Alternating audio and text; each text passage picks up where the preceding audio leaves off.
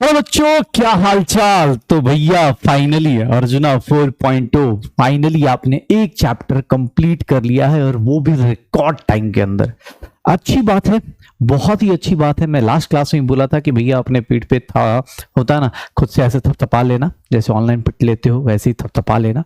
Reason क्या है कि भैया तुमने एक बहुत ही शानदार, एक बहुत ही बेसिक कॉन्सेप्ट वाला चैप्टर, इतने सारे छोटे छोटे कॉन्सेप्ट को 9 डेज में 9 लेक्चर्स में फिनिश किया है और ये अपने आप में एक बहुत अच्छा रिकॉर्ड है। उम्मीद करते हैं आप लेट आए हैं, मतलब इसका मतलब ये नहीं है कि आप सक्सेस से पीछे रहेंगे, नहीं, आपको बस अपनी स्पीड मैच करनी है। यहां से ना आपको इतना पता चल गया होगा कि यार अगर स्पीड में चले, ठीक ठाक स्पीड में चले, ऐसा भी नहीं कि बहुत स्लो चल रहे या बहुत फास्ट चल रहे, एक मीडियम स्पीड पकड़ के चले, क्वेश्चन की प्रैक्टिस करे, खूब सारे डीपीपीस करे, तो आप भी वहां पहुंच सकते हो जहां पर जो बच्चा अप्रैल से शुरू किया है वहां तक आप पहुंच पाओगे। बस कोशिश यही करनी है कि डीपीपीस के क्वेश्चंस अटेम्प्ट कीजिए। कुछ लोगों को डीपीपीस के वीडियो सॉल्यूशन चाहिए, बेटा जैसे ही मुझे टाइम मिलता है मैं वीडियो सॉल्यूशन आपको बना के दूंगा। उम्मीद करता हूं कि जैसे ही स्ट्रक्चर ऑफ एटम फिनिश होगा, मतलब ये टॉपिक फिनिश होगा, उससे पहले मोल कॉन्सेप्ट के सारे वीडियो सॉल्यूशंस मैं आपको दे दूं, फिर स्ट्रक्चर ऑफ एटम के डीपी वीडियो सॉल्यूशंस भी आपको दे दूं। कोशिश करूंगा मैं, ठीक है ना। एक्चुअली थोड़ी सी क्लासेस का चक्कर होता है। अब तुम्हें लगता होगा सर की एक ही क्लास हो रही है, लेकिन ऐसा नहीं है, हमारे दिन में और भी क्लासेस होती हैं, तो वो वीडियो सॉल्यूशन डीपी का बनाना थोड़ा सा मुश्किल हो जाता है, लेकिन कोई दिक्कत नहीं, मैं आपके लिए इतनी कोशिश कर सकता हूं। तो आइए, आज का चैप्टर बहुत ही प्यारा और बहुत ही सुंदर सा है। क्यों? क्योंकि पहला चैप्टर जो था ना वो बेसिक कॉन्सेप्ट का था, उसमें बहुत छोटे छोटे छोटे कॉन्सेप्ट थे। स्टोइकोमेट्री था, कॉन्सेंट्रेशन टर्म्स था, यूनिट कन्वर्जन था, न्यूमेरिकल प्रीफिक्स था, मोल था, एटम था, मॉलिक्यूल था, छोटे छोटे कॉन्सेप्ट्स को बना के मिला हुआ एक चैप्टर था और इसीलिए उसका नाम रखा था सम बेसिक कॉन्सेप्ट। मोल आ गया था इसलिए उसको मोल कॉन्सेप्ट भी मार्केट में बोला जाता है, लेकिन एनसीईआरटी में some basic concepts of chemistry.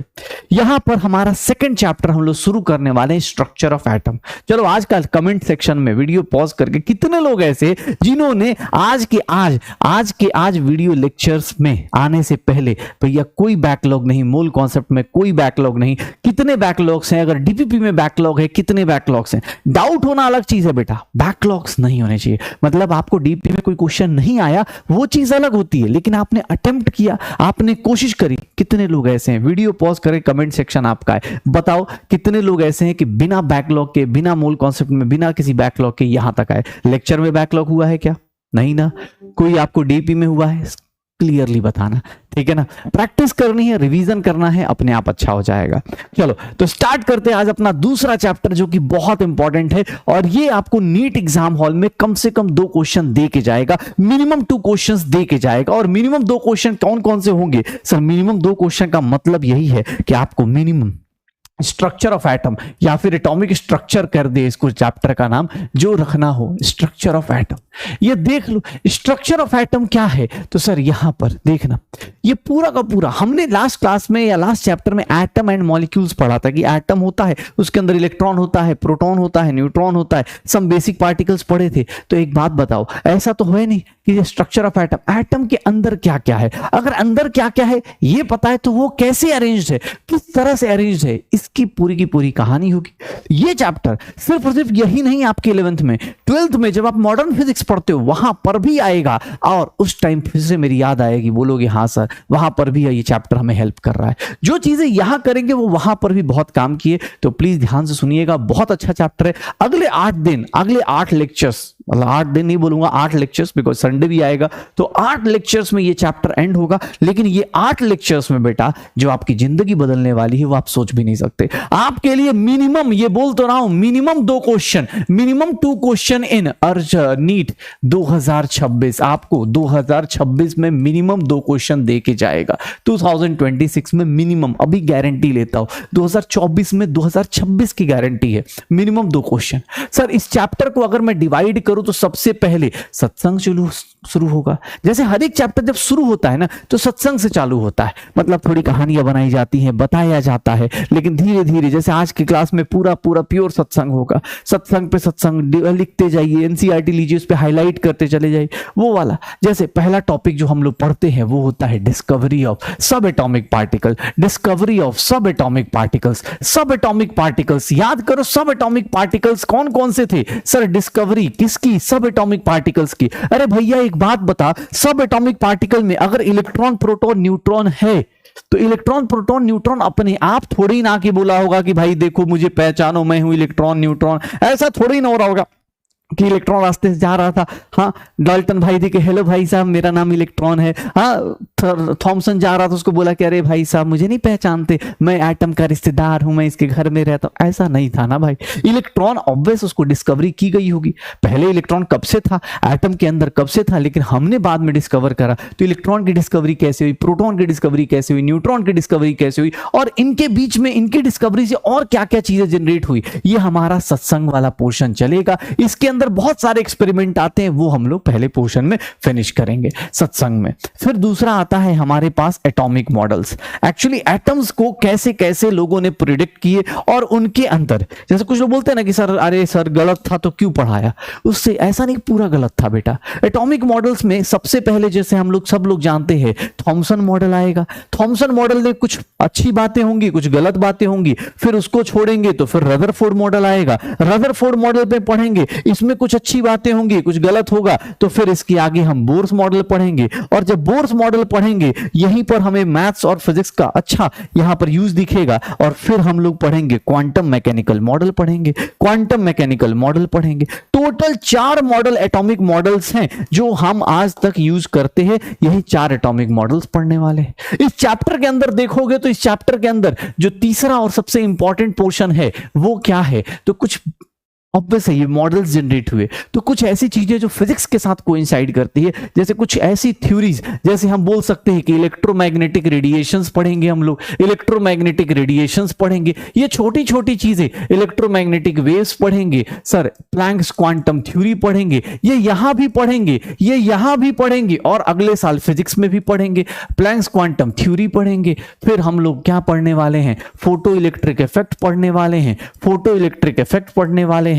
और फोटो इलेक्ट्रिक इफेक्ट करने के बाद जैसे डी ब्रोगलीज हाइपोथेसिस करेंगे, ये छोटे छोटे कॉन्सेप्ट हैं, डी ब्रोगलीज हाइपोथेसिस करेंगे, हाइजेनबर्ग अनसर्टेनिटी प्रिंसिपल, ये छोटे छोटे बीच में जो डेवलप होंगे, अनसर्टेनिटी प्रिंसिपल, ये सब चीजें हम लोग करने वाले हैं। अनसर्टेनिटी प्रिंसिपल, ये छोटे छोटे जो फिजिक्स और केमिस्ट्री में सब जगह कॉमन होंगे, ये पोर्शन भी करेंगे। और उसके बाद हमारा चौथा पोर्शन जहां पर मैं आपको लाके छोड़ूंगा, और वो होगा क्वांटम नंबर और उसका एप्लीकेशन, क्वांटम नंबर और इसका एप्लीकेशन। जो चौथा पार्ट है, ये पार्ट जहां एंड होगा बेटा, अगला चैप्टर जो इनऑर्गेनिक का चालू होगा वो यहीं से चालू होगा। तो ये पोर्शन जो मैं पढ़ाऊंगा, ये पोर्शन आपको इनऑर्गेनिक में भी मिलेगा। तो कोशिश करिएगा भैया प्रैक्टिस अच्छे से करने की, क्योंकि ये चैप्टर मैं बोलता रहा हूं, ये चैप्टर सिर्फ एक चैप्टर नहीं है, ये चैप्टर फिजिक्स में भी रिपीट होगा, ये चैप्टर इनऑर्गेनिक में भी आएगा, ये वाला पोर्शन देख रहे हो। तो ये जो सत्संग है, सत्संग के साथ साथ न्यूमेरिकल्स आ जाएंगे। आज भली सत्संग चलेगा, बाबा बोलेंगे हाँ ठीक है ना, दाढ़ी लगा के, हाँ तो बेटा शुरू करते हैं, आते हैं, देखते हैं एटम कैसा होता है, एटम के अंदर चलते हैं, आंखें बंद करो और अंदर चलो। हाँ ऐसी जो सत्संग होंगी उनको करने के बाद हम लोग एटॉमिक मॉडल्स में यहां तक सत्संग चलेगा। इसके बाद बोर्स मॉडल या वो सब चीजों में न्यूमेरिकल्स आएंगे, और फिर यहां पर इजी साथ सत्संग करते हुए लास्ट में सत्संग करते हुए फिनिश हो जाएगा। पक्का? तो शुरू करें क्या, शुरू करें क्या? अरे बहुत हो गया यार, भूमिका बना दी, सूर्या अब आ जाएगा क्या? हाँ होता है ना साउथ इंडियन मूवीज में, हीरो आने वाला है। शुरू करें चैप्टर। मिनिमम 2 क्वेश्चन तो रहेंगे ही रहेंगे। 4 पोर्शन में हमने चैप्टर को डिवाइड कर दिया है, 4 पोर्शन में चैप्टर को डिवाइड कर दिया है। तो आइए, अब पूरा मूवी का क्लाइमेक्स पता चल चुका है कि मूवीज में क्या क्या होने वाला है। तो आइए शुरू करते हैं हम अपना मूवी नंबर 2, और जिसका नाम है स्ट्रक्चर ऑफ एटम, जिसमें हीरो हैं आप, हाँ विलेन है हम।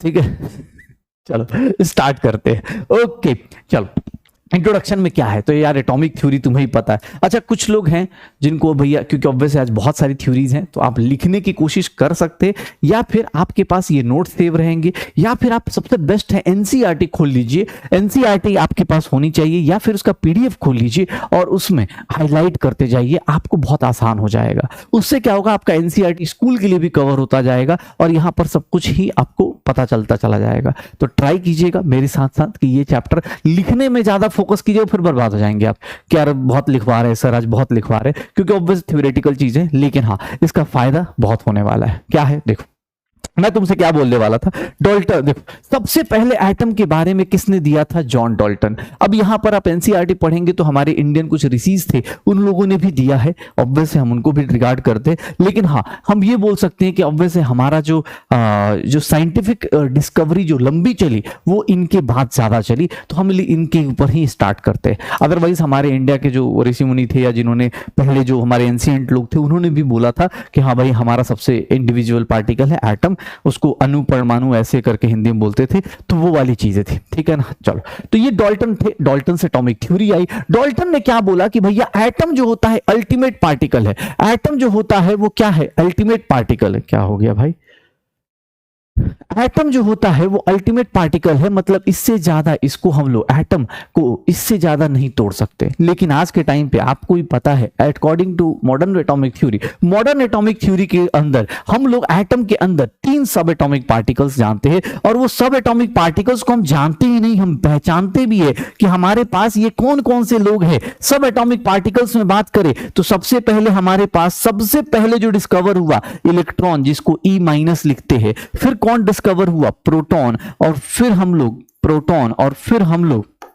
किसको डिस्कवर करके आए, न्यूट्रॉन। आज के टाइम पे आपको अब पहले चैप्टर में मैंने शुरुआत में बहुत कुछ बता दिया था कि सर इसका अगर मैं चार्ज पूछूं तो किसका चार्ज कितना होता है, अगर मैं रिलेटिव चार्ज पूछूं, ये टेबल हमने लास्ट चैप्टर में ही बना लिया था। रिलेटिव चार्ज पूछूं तो भी आप बता सकते हो, अगर मास पूछूं या फिर रिलेटिव मास पूछूं तो ये सब कुछ आप बता सकते हो, रिलेटिव मास भी आप बता सकते हो। क्या आप सब कुछ आंसर दे सकते हो? बेटा फटाफट शुरू हो जाओ। देखो इसीलिए बोलते हैं साइंस क्या है सर, अगर कोई आज फ्रेश स्टार्ट कर रहा है और उसको अगर इतनी बेसिक सी चीज अगर नवंबर के एंड में नहीं पता है तो भैया मैं आपसे बोलूंगा थोड़ा सा रिवाइज करके आइए। ऐसा ना कि एकदम फ्रेश स्टार्ट मतलब कि सर एकदम जीरो से कि इंट्रोडक्शन का मीनिंग क्या होता है, ऐसा नहीं हो सकता भाई साहब। साइंस लिया है और वो भी थोड़ा लेट हो गए, तो इतना उम्मीद करता हूं, और ये पिछली क्लास में पिछले चैप्टर में पढ़ाया भी है। इलेक्ट्रॉन का चार्ज देखेंगे 1.6 इंटू 10 की पावर -19 कूलम। सर प्रोटॉन का चार्ज 1.6 इंटू 10 की पावर -19 कूलम, और न्यूट्रॉन्स का चार्ज कितना हो जाता है, 0, या फिर हम बोल देते हैं न्यूट्रल।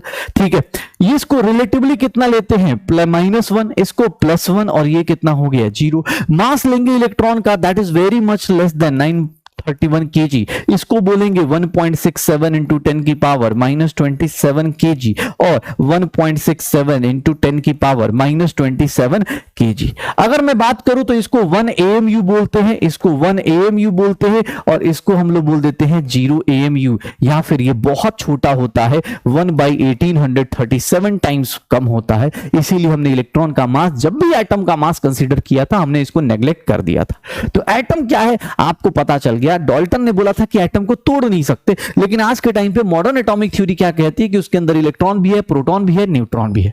पक्का डाल्टन एटॉमिक थ्योरी क्या थी, चलो डाल्टन एटॉमिक थ्योरी भी देख लेते। डाल्टन एटॉमिक थ्योरी भैया बहुत काम की थी। क्यों? तो बोले सर गलतियां तो थी इसमें, गलतियां थी लेकिन इसने बहुत सारी चीजें प्रूव करी थी। क्या sir? Law of conservation of mass. याद करो इसने क्या बोला था कि atom can neither be created nor be destroyed, मतलब मास हमेशा क्या रहेगा, कंजर्व रहेगा। लॉ ऑफ कांस्टेंट प्रोपोर्शन, क्यों बोला था डाल्टन ने कि भैया हमेशा होल नंबर रेशियो में कंबाइन करेंगे। लॉ ऑफ मल्टीपल प्रोपोर्शन, अगर एटम्स डिफरेंट एलिमेंट्स के एक से ज्यादा कंपाउंड्स बनाएं तो हमेशा मल्टीपल होल नंबर मल्टीपल में होंगे। ये बातें डाल्टन ने बोली थी। ये सारे लॉज याद आ रहे हैं कि गया? याद आ रहे हैं? अरे पिछला चैप्टर याद है ना? नहीं याद आ रहा का है? नहीं याद आ रहा? मोटी किताब किधर है? मोटी किताब, अरे law of conservation of mass, law of constant composition, law of multiple proportion सब बताया था यार। डाल्टन एटॉमिक थ्योरी वहां भी बताई गई थी, लेकिन हाँ आपको एक बार फिर से दिखाई दी जा रही है कि atoms of specific element same होते हैं बट अदर एटम्स के अलग अलग होते हैं। Sir atoms of each element is an ultimate particle and it has mass. Atoms are indestructible and they are not neither be created nor be destroyed. Atoms को ना create कर सकते हो ना डिस्ट्रॉय कर सकते हो। तो ये सब बातें हमने कर ली डाल्टन एटॉमिक थ्योरी। यार ये चीजें तो पता ही है, atomic number, mass number, isotopes, isobars, याद है कि गया है? कोई ऐसा तो नहीं इस बैच में अभी आज के दिन आ गया हो कि आज से हम फिर से स्टार्ट कर लेते। भैया थोड़ा बहुत हमने एटम मॉलिक्यूल्स के बारे में पिछले एक चैप्टर में पढ़ लिया है। अगर कोई आज गलती से आ गया है मैं आपसे अनुरोध करता हूं, ज्यादा नहीं 9 लेक्चर का बैकलॉग है, फटाफट जाके वहां कर लीजिए भैया। हमेशा एकदम मतलब बैच लेट आया है, बहुत सारे बच्चे इस बैच के बहुत ही, मैंने लास्ट क्लास में भी थोड़ी बड़ाई करी थी, आज फिर से बोल देता हूं, बहुत सारे बच्चे इस बैच में आए हैं और उन्होंने बहुत अच्छा करने की कोशिश करी है। बहुत सारे बैकलॉग के साथ आए थे, सबने बैकलॉग खत्म कर लिया है। तो आपसे भी उम्मीद है कि आप भी ये काम ना करें, प्लीज मूल कॉन्सेप्ट से देख के आए। ज्यादा नहीं 9 लेक्चर गए हैं, फटाफट देख सकते हैं, रिकॉर्डेड है, कभी भी देख लीजिए, एक दिन में 3-4 देख लीजिए। हाँ चलिए, तो ये डाल्टन्स एटॉमिक थ्योरी थी। तो अब यार कितना एटम नास नंबर करेंगे, थोड़ा कुछ तूफानी करते हैं। आखिर एटम के अंदर किसने बताया, कैसे पता चला कि इलेक्ट्रॉन है, प्रोटॉन है, न्यूट्रॉन है? याद रखना, जब भी कभी किसी चीज की डिस्कवरी पढ़ोगे, पहली चीज जो पहली बार होता है ना, उसका क्या होता है, उसमें ज्यादा टाइम लगता है या उसमें ज्यादा एक्सपेरिमेंट्स होते हैं। जैसे पहली बार जब फोन बना या मोबाइल फोन बना, पहली बार वो मोबाइल फोन बनाना तो ऑब्वियस उसमें ज्यादा एनर्जी लगी, ज्यादा लगा। अब आज के टाइम पे, अब जैसे मान लो पहली बार जिसने टच स्क्रीन बनाया, उससे ज्यादा R&D किया होगा, रिसर्च उस पर किया होगा। लेकिन अब धीरे धीरे अब टच स्क्रीन इतना बड़ा रखो, इतना बड़ा रखो, इतना बड़ा रखो, इतना बड़ा रखो, उससे क्या ही फर्क पड़ रहा है, टच स्क्रीन कितना ही बड़ा रख लो। अब हम उसको ज्यादा डिस्कवरी को नहीं बोलेंगे। जिसने पहली बार इंटरनेट बनाया उसका नाम हम लोग याद रखते। अब ऐसा नहीं कि इंटरनेट की स्पीड बढ़ा रहे उसका नाम याद रख रहे, ऐसा नहीं होता। सिमिलरली जब सब एटॉमिक पार्टिकल्स डिस्कवर हुए, सबसे पहले पार्टिकल के ऊपर सबसे ज्यादा एनर्जी वेस्ट हुई। कैसे एनर्जी वेस्ट हुई वो भी देखेंगे, लेकिन हाँ थोड़ा सा सत्संग है तो सुनिएगा। क्या है सर, सब एटॉमिक पार्टिकल्स की डिस्कवरी कैसे होती है मैं आपको बताता हूं। अब सोचो, एटम है, तुम इमेजिन कर रहे हो कि डाल्टन ने बोला कि किसी पार्टिकल का छोटा से छोटा जो सबसे स्मॉलेस्ट पार्टिकल है वो एटम है। अब एक आदमी बोला कि यार इसके अंदर क्या होगा, एक तो कितना वेला इंसान है, मतलब हम लोग तो बात मान लेते कि एटम है, क्या दिक्कत है भाई। अब बोला नहीं, इसके अंदर भी कुछ होगा। अब ऐसे लोगों ने चुल मचाई और उसके चक्कर में हम लोगों को ये सब पढ़ना पड़ा, ठीक है ना। अदरवाइज हमें क्या जरूरत थी, खाना पीना खा ही रहे थे, उस जमाने में भी खा रहे थे, आज भी खा रहे, यार क्या जरूरत थी उस टाइम करने की। लेकिन ऐसे कुछ लोग होते हैं ना कि उंगली कर रहे होते कि इसके अंदर भी कुछ होगा, इसको भी तोड़ के देखते। अब ऐसे लोगों ने स्टार्ट किया। अब देखो, जैसे मैं तुमसे नॉर्मल पूछूं कि भैया एयर क्या होता है, एयर कंडक्टर होता है इलेक्ट्रिसिटी का कि इंसुलेटर होता है। हवा में मान लो एक तार यहां रख दी और एक तार यहां रख दी, क्या इसके बीच में इलेक्ट्रिसिटी अपने आप चली जाएगी क्या? एयर कंडक्टर होता है क्या? मतलब ऐसा होता तो कितना सही होता ना, आप एक वायर इधर पकड़े, एक वायर इधर पकड़े, करंट इलेक्ट्रिसिटी इधर चली जाए, नहीं होता ना। एयर क्या होता है? Air is the poor conductor of electricity. अब तुम बोलोगे सर इसका यहां पर क्या लेना देना। एक्चुअली देखो, air is poor conductor of electricity, air is poor conductor of electricity. Air क्या होता है? Poor conductor of electricity. तो अब देखो एक्चुअली होता क्या है ना कि हम किसी छोटे पार्टिकल्स को तड़पाना चाहते हैं तो उसको क्या करेंगे, उसके लिए हम क्या करना शुरू करते हैं, but it conducts electricity at very low pressure and very high voltage, very low pressure and very high voltage। अब यहां पर ये कॉन्सेप्ट लेके हम लोग बहुत ज्यादा पीछे चले गए। आज के टाइम पे जो लोग देखेंगे इलेक्ट्रॉन की डिस्कवरी जब हम पढ़ने जाते हैं तो आज हम लोग इतना सारा टाइम देंगे। आज के टाइम पे आपको बता दूं, जो भी स्क्रीन ग्लो कर रही है ना, वो सब के अंदर कैथोड रे होता है। लेकिन उस टाइम पे ये चीज सोच पाना, आज ट्यूबलाइट जलाना आसान होता है, सबको लगता है अरे ट्यूबलाइट ही तो है, 2 मिनट लगते जला दो ऐसे। लेकिन जो पहली बार ट्यूबलाइट बनाया ना, उस बंदे को देखो, सबसे पहले ये जो बात बोली गई कि एयर जो होता है बेकार इलेक्ट्रिसिटी का कंडक्टर है, but it conduct electricity at very low pressure and very high voltage. मतलब एक्चुअली एक क्रुक भाई साहब थे, क्रुक भाई साहब ने क्या करा, एक सेटअप बनाया, ध्यान सुनिएगा। क्रुक भाई साहब ने एक सेटअप बनाया। क्या सेटअप बनाया? तो इन्होंने बोला कि एक ना डिस्चार्ज ट्यूब बना दो जिसके अंदर वेरी लो प्रेशर कर दो, ऑलमोस्ट वैक्यूम के आसपास कर दो, वेरी लो प्रेशर कर दो, और इसमें ना 2 इलेक्ट्रोड्स बना दो। इलेक्ट्रोड क्या होते हैं, आपने शायद बचपन से पढ़ा हो, एक पॉजिटिव टर्मिनल होता है, एक नेगेटिव टर्मिनल होता है। वेरी हाई वोल्टेज डाल दो, यहां पे एक हाई वोल्टेज डाल दो।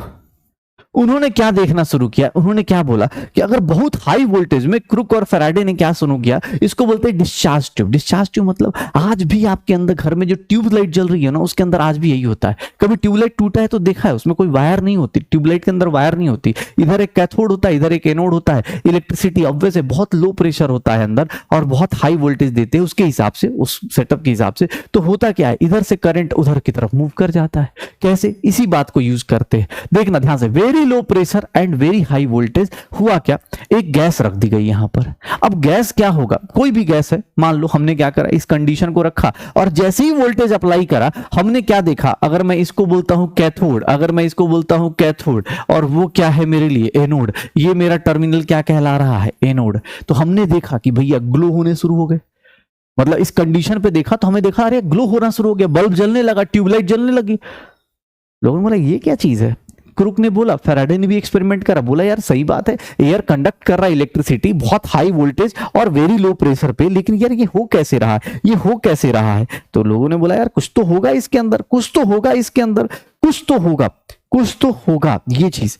अब इसी को उन्होंने क्या नाम रख दिया, इसको बोलते हैं डिस्चार्ज ट्यूब। ये क्या होता है, डिस्चार्ज ट्यूब। ये किसने करा, ये बात जो है एक्सपेरिमेंट पहले किसने करा, क्रुक ने, और फैराडे ने इसका नाम रख दिया कि भाई साहब ऐसा हो रहा है। फैराडे ने इसका नाम रख दिया कि भाई ऐसा हो रहा है। ऐसा क्यों हो रहा है, तो उन्होंने बोला यार कुछ तो हो रहा है यहां पर ना, एयर जो है या जो भी गैस है वो कंडक्ट कर रहा है इलेक्ट्रिसिटी, कुछ तो हो रहा है, कंडक्ट कर रहा है इलेक्ट्रिसिटी, कुछ ऐसा हो रहा है, जादू हो रहा है, जादू बोल के उन्होंने छोड़ दिया।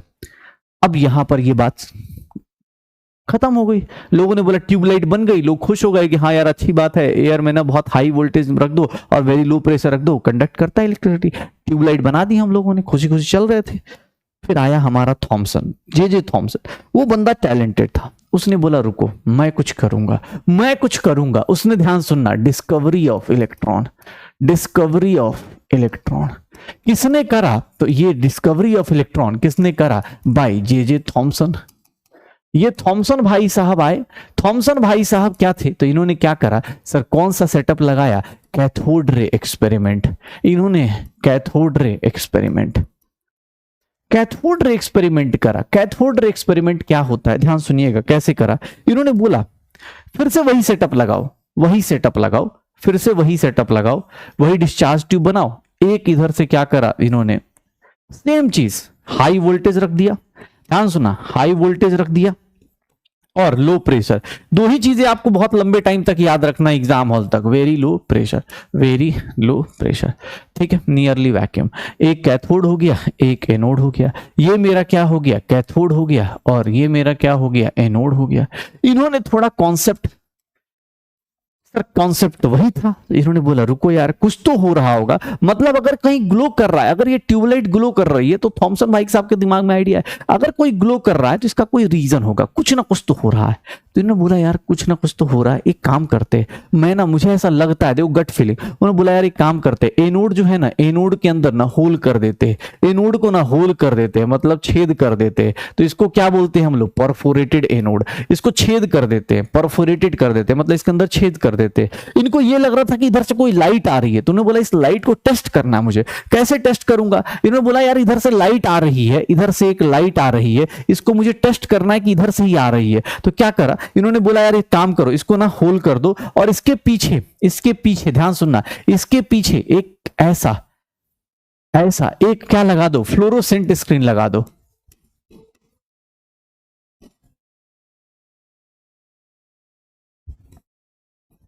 जिंक सल्फाइड की स्क्रीन लगा दो। तो लोगों ने बोला इससे क्या होगा, उन्होंने बोला रुको तो सही। उन्होंने बोला कि यार मुझे ऐसा लगता है कि कोई रेडिएशन इधर से इधर जा रही है, और इसी को उन्होंने क्या बोला कि इसके अंदर जो रेडिएशन आ रही है ना, इसको पकड़ते हैं। इसको कैसे पकड़ा, उन्होंने बोला एनोड को क्या करो, परफोरेटेड कर दो, छेद कर दो, सो दैट की रेडिएशन आएगी, इसमें से पास करेगी और जाके पीछे वाली स्क्रीन पे ग्लो करेगा। क्योंकि फ्लोरोसेंट स्क्रीन पे क्या होता है कि जब भी कोई जाता है तो हिट करने पे वो क्या करता है, ग्लो करता है। इन्होंने बोला देखो, अब मैंने, अब जैसे ट्यूबलाइट जलाई, ऐसे हाई वोल्टेज दिया, देखा यार देखो इधर से इधर रेडिएशन आ रही है। इन्होंने बोला यार इधर से ना ओरिजिनेट टाइप लग रही है, कैथोड से ओरिजिनेट हो रहा है। तो इन्होंने इस रेडिएशन का नाम क्या रख दिया, कैथोड रे रख दिया। इस रेडिएशन का नाम क्या रख दिया, कैथोड रे रख दिया। इनको ये लगा कि भाई इधर से ओरिजिनेट हो रही है, बट रियल लाइफ में हो क्या रहा था कि एक्चुअली यहां पर क्या होता है कि जब इतने लो प्रेशर और हाई वोल्टेज दोगे तो गैस क्या होती है, आयनाइज करती है। गैस क्या होता है, आयनाइज करता है। मान लो कोई गैस है एक्स गैस, तो ये आयनाइज कर जाएगा। इतना हाई वोल्टेज दोगे और इतने उसमें, तो ये क्या करेगा, आयनाइज करेगा। तो हुआ क्या कि सर गैस आयनाइज कर गया, इलेक्ट्रॉन इधर से इधर फ्लो कर गए। तो इनको ये नहीं पता चला इलेक्ट्रॉन्स हैं। इन्होंने बोला यार ऐसा एक रेडिएशन आ रही है जो कहां से कहां आ रही है, कैथोड से, जिसका डायरेक्शन कहां है, कैथोड से एनोड साइड है। लोगों ने बोला ठीक है, आपने बोला कैथोड रे, आप ये प्रूव करो कि इसके अंदर कोई पार्टिकल है। तो उन्होंने बोला मैं पार्टिकल प्रूव करूंगा। उन्होंने बोला देखो ये कैथोड रे जा रही है, एक काम करो, कैथोड रे ये जा रही है मेरी, ठीक है, कैथोड रे ये जा रही है। तो उन्होंने बोला रुको मैं प्रूव करता हूं, एक काम करो इधर पॉजिटिव चार्ज लगाओ और इधर नेगेटिव चार्ज लगाओ। अब पॉजिटिव चार्ज नेगेटिव चार्ज, अगर इसके अंदर कोई पार्टिकल होगा, पॉजिटिव होगा तो नेगेटिव साइड, नेगेटिव होगा तो पॉजिटिव साइड डेविएट करेगा। तो इन्होंने बोला यार कैथोड रे पे पॉजिटिव और नेगेटिव लगाओ। इन्होंने क्या देखा कि सर ये जो पार्टिकल है ना, ये जो रेडिएशन है वो इधर की तरफ बेंड हो गई। इसका मतलब क्या हो गया, इस एक्सपेरिमेंट से उन्होंने क्या प्रूव कर दिया कि कैथोड रे के अंदर, cathode ray consist of negatively charge particle. इन्होंने क्या प्रूव कर दिया कि भाई इसके अंदर नेगेटिवली चार्ज पार्टिकल है, तभी तो वो किधर की तरफ मूव कर गया है, negatively charge particle, known as, इन्होंने उसका नाम रख दिया नेगाट्रॉन्स। नेगाट्रॉन्स देख लो, इन्होंने उसका नाम इलेक्ट्रॉन भी नहीं रखा, इन्होंने क्या नाम रख दिया, नेगाट्रॉन्स रख दिया। उसका नाम क्या रख दिया, उसका नाम रख दिया नेगाट्रॉन्स, इसका नाम रख दिया नेगाट्रॉन्स। इलेक्ट्रॉन तो बाद में नाम रखा गया नेगाट्रॉन्स। बोला यार कैथोड रे के अंदर ना कोई निगेटिव पार्टिकल है जिसका नाम क्या रख देते हैं, नेगाट्रॉन्स। कैथोड रे में एक्सपेरिमेंट हुआ, लोगों ने बोला बड़ी अच्छी बात है। देखना बेटा पहला जो एक्सपेरिमेंट है उसी पे ज्यादा टाइम लगेगा। क्या किया गया, high voltage low pressure create किया गया, यहां से रेडिएशन इधर से इधर आई, हमने क्या करा, परफोरेटेड एनोड लिया, उस पे पीछे फ्लोरोसेंट स्क्रीन लगाई, जिंक सल्फाइड की स्क्रीन लगाई, हाई वोल्टेज दिया, कोई भी गैस होगी आयनाइज करेगी और उसमें इलेक्ट्रॉन का फ्लो कहां से कहां हुआ, कैथोड से एनोड। इसके अंदर कौन से पार्टिकल्स हैं, नेगेटिव पार्टिकल। लोगों ने बोला और बताइए इसके बारे में। जे थॉमसन ने बोला भाई साहब मैं बताता हूं आपको, इसकी प्रॉपर्टीज मैं बताता हूं, क्यों टेंशन ले रहे, कैथोड रे इसके अंदर इलेक्ट्रॉन होगा, नेगाट्रॉन्स बोला, बाद में उसका नाम इलेक्ट्रॉन्स हो गया, ठीक है। तो उन्होंने बोला यार बहुत अच्छी बात है, मैं बताता हूं आपको पार्टिकल्स की प्रॉपर्टीज। कैथोड रे ऑब्वियस है, कोई भी रेडिएशन होगी क्या होगी, स्ट्रेट लाइन ट्रैवल करेगी, कोई भी लाइट होगी स्ट्रेट लाइन ट्रैवल करेगी। अगर किसी भी रेडिएशन के सामने खड़े हो जाओगे तो शैडो क्रिएट कर देगा। कोई भी रेडिएशन होगी ऑब्वियस आपको हिट करेगी तो हीटिंग होगी। कोई एक सिंपल सा बल्ब है उसके बगल में खड़े हो जाओ, किसी भी टाइप का बल्ब हो उसके बगल में खड़े हो जाओ, गर्मी लगनी शुरू हो जाएगी। तो इन्होंने बोला हीटिंग इफेक्ट होगा। अगर कोई भी रेडिएशन है उससे आप, आज के टाइम पे रिमोट कैसे चलता है, रेडिएशन से ही तो चलता है। उन्होंने बोला कि यार इस रेडिएशन से भी आप क्या कर सकते हो, मैकेनिकल इफेक्ट प्रोड्यूस कर सकते हो। तो कैथोड रे के बारे में क्या क्या प्रॉपर्टीज आई, पहले तो इसकी डिस्कवरी हुई, फिर क्या बोला उन्होंने कि भैया मैं इसके बारे में देख लो क्या क्या बोल सकता हूं, मैं इसके बारे में क्या क्या बोल सकता हूं। कैथोड रे कहां से कहां स्टार्ट हो रही है, कहां से स्टार्ट हो रही है sir, start from cathode and move towards anode. Cathode rays are not visible, दिखती नहीं है। अब आपको ट्यूबलाइट के अंदर लाइट जाती हुई थोड़ी ना दिखती है। आप क्या करते हो, आपने देखा हो कभी ट्यूबलाइट टूटा हो तो उसके साइड में कोटिंग होती है फ्लोरोसेंट मटेरियल की, उसी को क्या बोलते हैं। In the absence of electric and magnetic field cathode ray travel in straight line, मतलब ये स्ट्रेट लाइन ट्रैवल करती है। अगर मैं बोलूं कि in the presence of electric और मैग्नेटिक फील्ड कैथोड रे किसकी तरह बिहेव करेगा, सब नेगेटिव चार्ज पार्टिकल की तरह, and that's why cathode rays are consist of negatively charge particle called electrons, या फिर इसी का नाम क्या रख दिया गया, नेगाट्रॉन्स। क्या रख दिया गया, नेगाट्रॉन्स। जो लोग लिखना चाहते हैं प्लीज वीडियो पॉज करके लिख लीजिएगा, मैं साइड हो जाता हूं।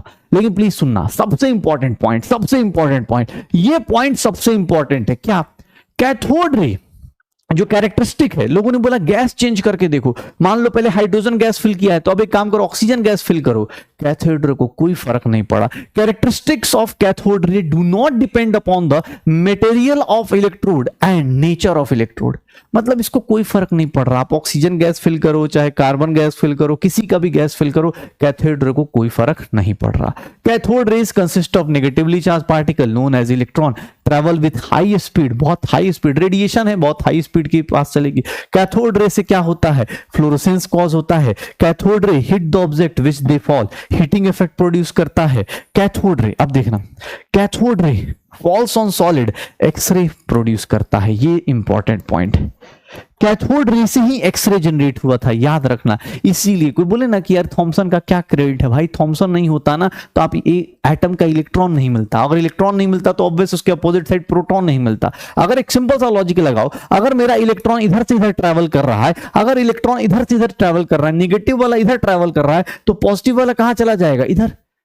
तो कैथोड रे जो होगा अगर निगेटिवली चार्ज है तो एनोड से जो रेडिएशन आएगी उसको क्या रख देंगे, पॉजिटिव चार्ज, वो क्या कहलाएगा, प्रोटॉन। तो एक डिस्कवरी से दूसरा डिस्कवरी भी हो जाता है, याद रखना। इसीलिए मैंने बोला पहले डिस्कवरी पे ज्यादा टाइम लग रहा है कि भैया ये इसने सोचा, इधर से पार्टिकल उधर गया। बाद में अगर प्रोटॉन डिस्कवर करना है, बस इसके अपोजिट में, ये अगर इलेक्ट्रॉन कैथोड रे के फॉर्म में जा रहा है, अगर ये इलेक्ट्रॉन कैथोड रे के फॉर्म में जा रहा है तो ये वाला किधर चला जाएगा, एनोड रे के फॉर्म में, ये अपोजिट डायरेक्शन में चला जाएगा।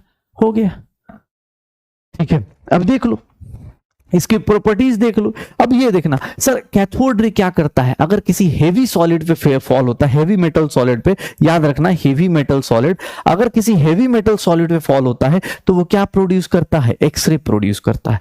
ये और ये दोनों प्रॉपर्टीज याद रखिएगा।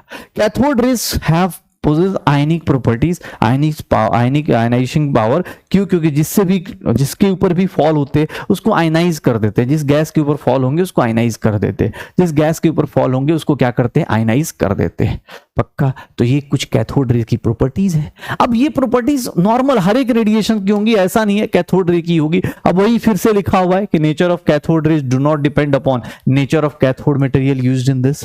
अब इसके अंदर जो चार्ज होता है बेटा, इलेक्ट्रॉन का जो चार्ज है और मास, ये देखो दुर्भाग्य बोलते हैं, इसी को बोलते हैं कि आप चाहे जितनी, जैसे बोलते हैं ना कुछ लोग यार सर बहुत मेहनत करते हैं लेकिन सर मार्क्स नहीं आते, वैसी हालत है बेटा। ऐसा नहीं है, थॉमसन के साथ भी यही हुआ। सोचो उसने इलेक्ट्रॉन को डिस्कवर किया, इलेक्ट्रॉन के बारे में जाना, लेकिन उस बेचारे को ना चार्ज और मास आज तक नहीं पता चला। इलेक्ट्रॉन का चार्ज और मास थॉमसन को नहीं पता चल रहा।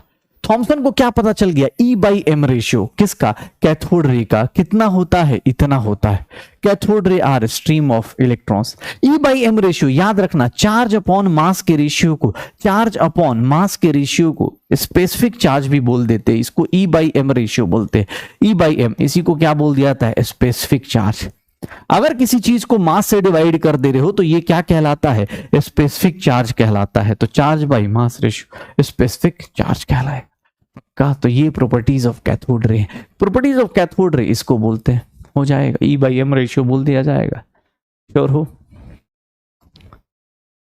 बताओ विच of the following statement is not correct. Question बताओ, जो पढ़ा उसी के बाद जस्ट क्वेश्चन करो। थ्योरी है मुझे ही पता है, लेकिन क्या होगा, कौन सा करेक्ट होगा कौन सा incorrect. Cathode ray originate from this, ये क्या दिया हुआ है, डिपेंड करता है, नहीं डिपेंड नहीं करता। ये किस पे डिपेंड नहीं करता, इसको सर किसी भी नेचर ऑफ गैस से कोई फर्क नहीं पड़ता, किसी भी टाइप का गैस हो इसको कोई फर्क नहीं पड़ता। कैथोड रे कैसे जनरेट हुआ था सर, लो प्रेशर और हाई वोल्टेज दिया था, कैथोड रे जनरेट हुआ था, उसको किसी भी गैस से कोई फर्क नहीं पड़ने वाला है। अब थॉमसन से लोगों ने पूछना शुरू किया। देखो साइंस कम्युनिटी में यही दिक्कत है, जैसे तुमने अभी साइंस लिया होगा, तुम्हें लोगों ने पूछना शुरू कर दिया होगा, और कब बन रहे हो डॉक्टर, ऐसे ही लोग पूछते हैं ना, कब बन रहे हो, कैसे बन रहे हो।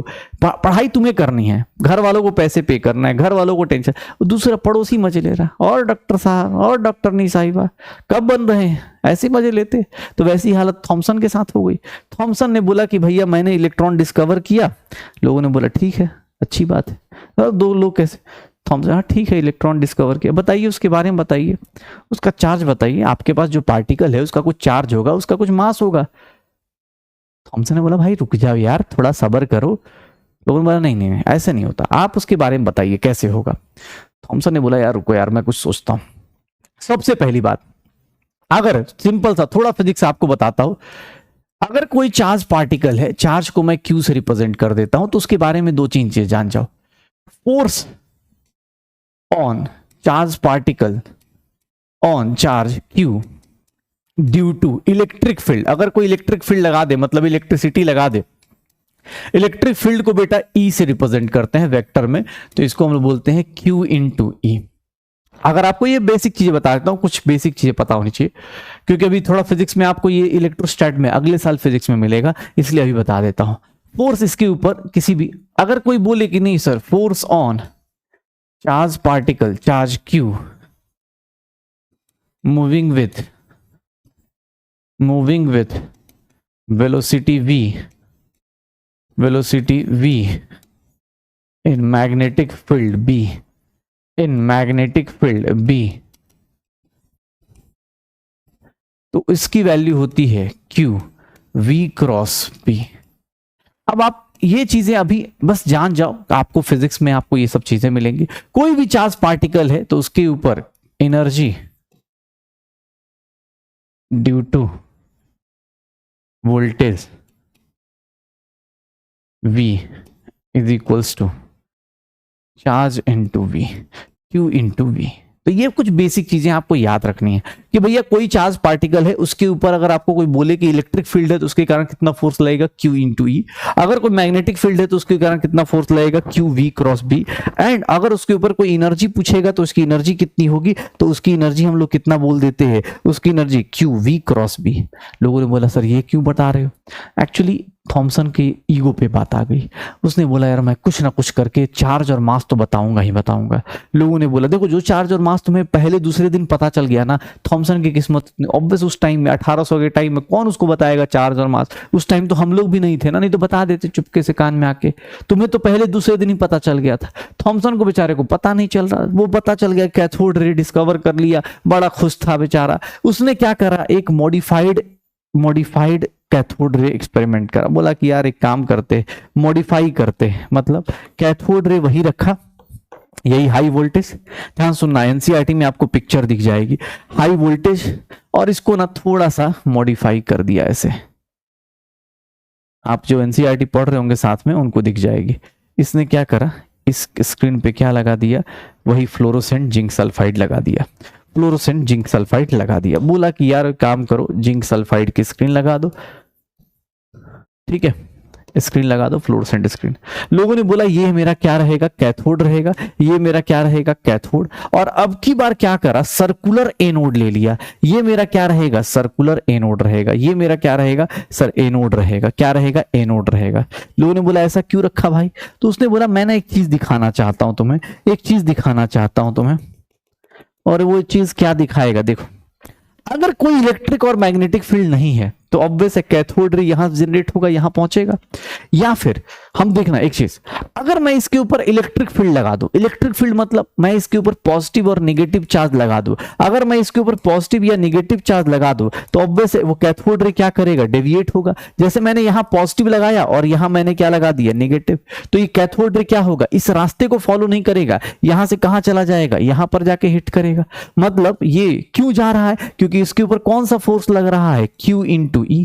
यही फोर्स लग रहा होगा ना, ऑब्वियस अट्रैक्शन फोर्स लग रहा होगा, charge Q due to electric field E। कोई भी अगर पॉजिटिव नेगेटिव चार्ज का इलेक्ट्रिक फील्ड लगा दूं तो इधर की तरफ अट्रैक्ट होगा। अब इधर क्यों जा रहा है सर, इधर इसलिए जा रहा है क्योंकि यहां पर क्या लग गया, यहां पर देखो, अब यहां पर कोई पॉइंट बोले तो सर यहां पर क्यों हो रहा है, ड्यू टू, यहां पर क्यों डेविएट हुआ, बिकॉज एक इलेक्ट्रिक फील्ड लग रहा है, ड्यू टू इलेक्ट्रिक फील्ड।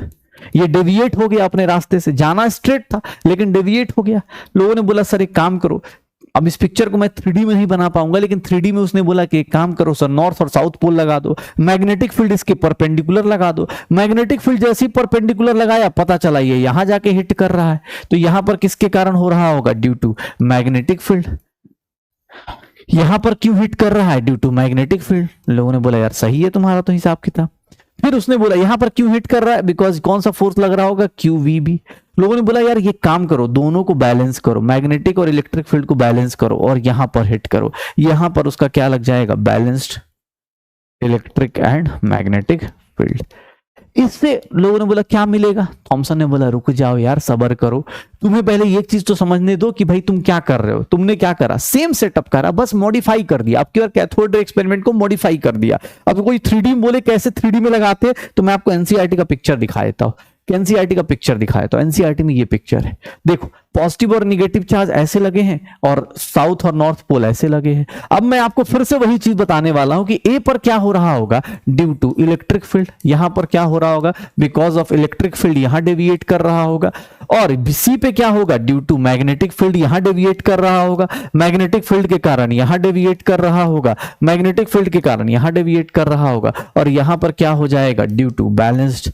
आपको एग्जाम हॉल में ये सब क्वेश्चन पूछेगा, इलेक्ट्रिक एंड मैग्नेटिक फील्ड। ये बेचारे ने बोला कि देखो यार मुझे इतना पता चल गया कि अगर कैथोड रे एक्सपेरिमेंट को कैथोड रे के अंदर डेविएशन देखनी है तो मुझे डेविएशन दिख रही है, और जो डेविएशन होती है ना बेटा, ये जो डेविएशन है कैथोड रे की, वो किसके ऊपर डिपेंड करेगी। तो उसने बोला deviation of cathode ray cathode ray की जो डेविएशन होगी, ध्यान सुनना, deviation of cathode ray is directly proportional to charge. जितना चार्ज बढ़ाओगे उतना ज्यादा फोर्स बढ़ता जाएगा, उतना ज्यादा अपना डेविएशन होता जाएगा। किसने बोला सर अगर इलेक्ट्रिक एंड मैग्नेटिक फील्ड बढ़ा दे तो भी क्या हो जाएगा, इलेक्ट्रिक एंड मैग्नेटिक फील्ड बढ़ा दे तो भी इसका क्या हो जाएगा, डेविएशन क्या हो जाएगा, बढ़ता चला जाएगा इलेक्ट्रिक एंड मैग्नेटिक फील्ड का। और तीसरा कि सर अगर मैं मास बढ़ाऊंगा तो डेविएशन क्या हो जाएगी, कम हो जाएगी, क्योंकि फोर्स जो होता है इनवर्सली प्रोपोर्शनल टू मास हो जाएगा, जितना मास लगेगा उतना ज्यादा कम हो जाएगा।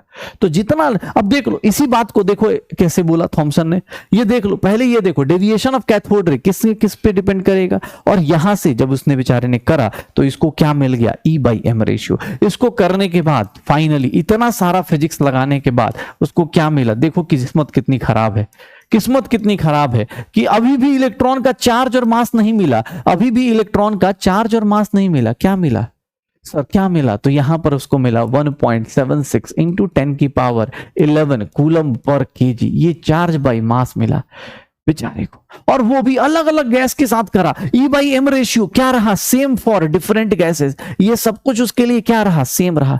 देख रहे हो किसने किस्मत खराब है, डिफरेंट गैसेस के लिए भी क्या रहा, सेम रहा।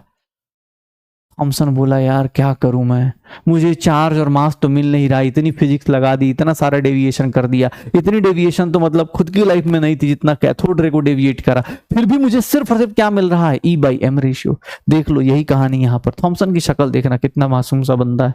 हाँ दिख रहा फ्रस्ट्रेशन, बाल वाल उड़ गए यार तुम्हारे से तो, हाँ मेरे से तो ज्यादा ही है, ठीक है। देख लो उसने बेचारे ने देखो क्या क्या किया, sir ratio of E/m ratio measure करा by using a cathode ray applying electric and magnetic field mutually perpendicular as well as path of the electron, the amount of deviation. देख लो अब इंग्लिश में ऐसे लिखा हुआ है एनसीईआरटी में, अमाउंट ऑफ डेविएशन किस पे डिपेंड करेगा, किस पे डिपेंड करेगा, तीन चीजों पे, जितना ज्यादा चार्ज हाई उतना ज्यादा डेविएशन हाई, उतना ज्यादा उसका डेविएशन, जितना स्मॉल पार्टिकल जितना लाइटर पार्टिकल उतना ज्यादा, और डेविएशन जैसे जैसे इलेक्ट्रिक और मैग्नेटिक फील्ड बढ़ाओगे डेविएशन क्या हो जाएगी, बढ़ती चली जाएगी।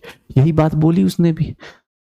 लोग फ्रस्ट्रेट बोले यार थॉमसन भाई कुछ करो। थॉमसन ने बोला यार बस हो गया यार, मेरा बस हो गया, अब इससे ज्यादा मैं नहीं कर पाऊंगा, इससे ज्यादा मैं नहीं कर पाऊंगा यार, अब इससे ज्यादा क्या कर पाऊं, मेरे से नहीं हो पा रहा यार। E/m रेशियो मैंने इलेक्ट्रॉन का कैलकुलेट कर लिया, अब वही है किस्मत में नहीं लिखा था, चला गया। बोला सर चलो दुआओं में याद रखना। हमने कहा चलो कोई बात नहीं, जाते जाते थॉमसन ने बोला बस हो गया यार, मेरा हो गया, आप कंप्लीट करो, हटाओ यार, मेरी तरफ से इलेक्ट्रॉन की डिस्कवरी हो गई, मेरी तरफ से E/m रेशियो आ गया, अब मुझे जाने दो, विदा करो मुझे। हमने कहा चलो कोई बात नहीं, जाते जाते दो क्वेश्चन कर लेते हैं। क्या है, क्या बोला, E/m रेशियो कैथोड रे का x है, अगर हाइड्रोजन के बदले ड्यूटेरियम गैस फिल किया जाए क्या E/m रेशियो अलग होगा या सेम होगा। सर सीधी सी बात है, डाल्टन ने या सॉरी थॉमसन ने यही बात बोल के गया था कि थॉमसन भाई साहब की सेम रहेगा। Charge to mass ratio electron का कितना रहा, तो सर वो कितना रहा 1.76 इंटू 10 की पावर 11, पॉजिटिव में 11 कूलम पर केजी। तो ये छोटी छोटी दो बातें बोल के गया, हमने कहा बहुत अच्छी बात है, आप जाइए, हम लोग आपको याद रखेंगे। हमने याद रखा। तो किस्मत जब खराब होती है तो क्या करे, चार्ज बाई मास का रेशियो आ गया, इलेक्ट्रॉन डिस्कवर कर लिया, लेकिन कोई पूछे चार्ज बताइए, मास बताइए, एकदम ही पल्ले ही नहीं पड़ रहा, एकदम सैचुरेट हो गया था थॉमसन। बोला सर मैं निकलता हूं, आप लोग देख लीजिए। फिर कोई आया, उसने बोला यार मैं करता हूं इसको। चार्ज ऑन इलेक्ट्रॉन कौन लेके आया, तो that is what, Millikan oil drop experiment. Millikan's oil drop experiment ये करा गया, मुलिकन्स ऑयल ड्रॉप एक्सपेरिमेंट ये किया गया। मुलिकन्स ऑयल ड्रॉप एक्सपेरिमेंट क्या है, तो इसने बोला यार मैं ना फवारे से ऑयल ड्रॉप करूंगा, और ऑयल ड्रॉप करूंगा तो उसके ऊपर एक बेसिक सा फिजिक्स लगाया। जैसे मैं सिंपल सा एक बोलता हूं, ये पेन है, अगर ये पेन नीचे गिरेगा तो इसके ऊपर कौन सा फोर्स लगेगा, बताओ। ये पेन नीचे गिर रहा है, कौन सा फोर्स लग रहा है, सर सिर्फ और सिर्फ ग्रेविटेशनल फोर्स लग रहा है। अपोजिट डायरेक्शन में क्या लग रहा होगा, थोड़ा बहुत जो एयर होगा वो अपना थोड़ा ड्रैग करेगा, फ्रिक्शन लगाएगा। तो इस अगर ये पेन ऐसे गिर रहा है तो ये बताओगे ये पेन के गिरने से क्या हो रहा है, सिर्फ और सिर्फ ग्रेविटेशनल फोर्स नीचे, ऊपर की तरफ क्या लग रहा होगा, एयर का रेजिस्टेंस। दो ही चीजें, ठीक है। चलो इस पेन के ऊपर एक काम करता हूं, मैंने इस पेन के ऊपर पॉजिटिव चार्ज लगा देता हूं, ठीक है, इस पेन के ऊपर पॉजिटिव चार्ज लगा दिया, और नीचे क्या लगा देता हूं, अब नेगेटिव चार्ज लगा देता हूं। अब बताओ, खुद से सोचो, पहले पेन डायरेक्टली ऐसे ही गिर रहा था, कोई चार्ज वार्ज नहीं था, अब ऊपर पॉजिटिव चार्ज है, नीचे नेगेटिव चार्ज है, नीचे ग्रेविटेशनल फोर्स तो काम करेगा ही करेगा, लेकिन साथ साथ में अब कौन सा काम करेगा, पॉजिटिव और नेगेटिव एक दूसरे को क्या कर रहे होंगे, बुला रहे होंगे। तो सर अब देखोगे क्या लगेगा, अब कौन कौन सा फोर्स लगेगा, बताओ कौन कौन सा फोर्स लगेगा, कौन, अरे अब कांप गया ये, हाँ कौन कौन सा फोर्स लगेगा, अब इलेक्ट्रोस्टैटिक फोर्स भी लगेगा, क्योंकि ऊपर पॉजिटिव है नीचे नेगेटिव है, तो ऑब्वियस है चार्ज है, चार्ज के कारण क्या लगेगा, फोर्स ज्यादा लगेगा। मुलिकन ने यही सेम चीज करी, उसने बोला यार एक काम करो, ये पेन के बदले ऑयल पे ड्रॉप करो, ऑयल ड्रॉप एक्सपेरिमेंट करा। उसने बोला देखो ऑयल है, ऑयल के फवारे मतलब छोटे छोटे उसने नोजल से गिरा ले, यहाँ पॉजिटिव चार्ज लगा दिया, यहाँ नेगेटिव चार्ज लगा दिया। अब अगर ये ऑयल ड्रॉप कर रहा है तो इसके अंदर कौन कौन सा फोर्स लगेगा, सर इसके अंदर ग्रेविटेशनल, इसके अंदर इलेक्ट्रोस्टैटिक, और अपोजिट डायरेक्शन में क्या लगेगा, एयर का ड्रैग फोर्स लगेगा, एयर का रेजिस्टेंस लगेगा। तो इसने बोला भाई साहब इसकी कैलकुलेशन करके मुलिकन ने क्या करा, चार्ज ऑन इलेक्ट्रॉन कैलकुलेट कर दिया, चार्ज ऑन इलेक्ट्रॉन कैलकुलेट कर दिया, इसने बेचारे ने इतना फिजिक्स लगा के चार्ज ऑन इलेक्ट्रॉन कैलकुलेट कर दिया। कितना होता है इलेक्ट्रॉन का चार्ज, -1.6 इंटू 10 की पावर -19 कूलम। तो मुलिकन ने जैसे ही चार्ज कैलकुलेट करा उसके बाद एक देखो अब हौसला बढ़ गया, मुलिकन ने बोला भाई साहब थॉमसन का जो बोलते हैं ना, थॉमसन का जहां अटका था उसका चीज मैंने सही कर दी। तो अब इसने क्या बोला कि दुनिया में जितना भी चार्ज होगा वो इसी का मल्टीपल होगा, पॉजिटिव या नेगेटिव में, मतलब इलेक्ट्रॉन का जो चार्ज होगा उसी के मल्टीपल में होगा। दुनिया का सबसे बेसिक चार्ज होगा वो यही होगा 1.6 इंटू 10 की पावर -19, या तो इसका नेगेटिव मल्टीपल होगा या फिर इसका पॉजिटिव होगा, लेकिन इसका ही मल्टीपल होगा। तो मुलिकन ने इस ऑयल ड्रॉप एक्सपेरिमेंट को करा और उसने एक बात बोली, देखो कौन कौन से फोर्सेस लग रहे हैं। इसने क्या करा कि सर जितने भी इलेक्ट्रिक चार्ज Q है वो हमेशा क्या रहेगा, इंटीग्रल मल्टीपल रहेगा, Q is equals to +-NE। ये आप फॉर्मूला पढ़ते हो, और E where E is 1.6 into 7 into 10 की पावर -19 कूलम। कर लो, दुनिया का जितना भी, या तो पॉजिटिव में ले लेंगे या फिर निगेटिव में ले लेंगे। तो याद रखिएगा दुनिया में ये सारे चार्जेस एक साथ हम लोग पढ़ रहे हो जाएगा। उस चैम्बर में कौन कौन सा फोर्स लगेगा, ग्रेविटेशनल, ड्रैग फोर्स और इलेक्ट्रोस्टैटिक। ग्रेविटेशनल फोर्स नीचे, इलेक्ट्रोस्टैटिक फोर्स नीचे, और ड्रैग फोर्स कहां लगेगा, ऊपर। जब ऑयल ड्रॉप हो रहा होगा तो ग्रेविटेशनल फोर्स लगेगा, इलेक्ट्रोस्टैटिक फोर्स नीचे लगेगा, और ड्रैग फोर्स कहां लगेगा, ऊपर की तरफ लगेगा, पक्का। और जैसे ही चार्ज आ गया, जैसे ही चार्ज आ गया तो हमें पता था E/m रेशियो पता था, E/m रेशियो कितना था 1.67 इंटू 10 की पावर 1.75 इंटू 10 की पावर 11 कूलम पर केजी। जैसे ही चार्ज आया मास निकाल सकते हैं क्या, मास ऑफ इलेक्ट्रॉन कितना आ गया, सर ये कितना आ जाएगा, E/1.75 इंटू 10 की पावर 11, और ये वैल्यू देख लो 1.6 इंटू 10 की पावर -19 डिवाइड बाई 1.75 10 की पावर 11, मास आ गया 9.1 इंटू 10 की पावर -31 केजी। तो देख लो एक चीज निकाली, चार्ज निकाला, मास अपने आप आ गया। लोगों ने बोला बहुत सही चीज है यार, ये तो बहुत सही चीज बना दी तुमने, बहुत सही चीज बना दी। तो इलेक्ट्रॉन की डिस्कवरी स्टार्ट हुई थी, ऑब्वियस है सबसे ज्यादा टाइम इलेक्ट्रॉन की डिस्कवरी ने लिया। इलेक्ट्रॉन की डिस्कवरी कहां से स्टार्ट हुई थी, तो हमने स्टार्ट करा था डिस्चार्ज ट्यूब से।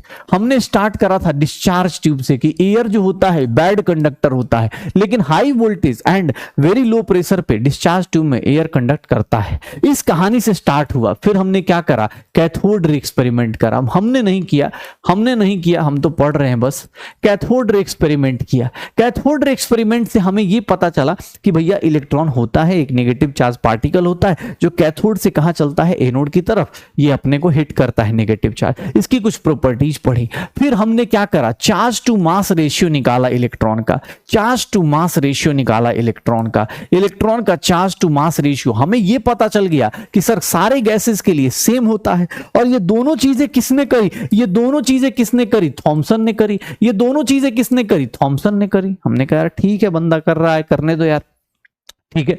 फिर कौन आया, तो इलेक्ट्रॉन के लिए मुलिकन ऑयल ड्रॉप एक्सपेरिमेंट आया। मुलिकन ऑयल ड्रॉप एक्सपेरिमेंट आया। मुलिकन ऑयल ड्रॉप एक्सपेरिमेंट से हमें क्या पता चला कि सर ये देख लो, मुलिकन ऑयल ड्रॉप एक्सपेरिमेंट, इससे हमें क्या पता चला, चार्ज ऑन इलेक्ट्रॉन। इससे हमें पता चल गया कि किसी इलेक्ट्रॉन पे कितना चार्ज होता है, किसी इलेक्ट्रॉन पे कितना चार्ज होता है, -1.6 इंटू 10 की पावर -19 कूलम, यही होता है।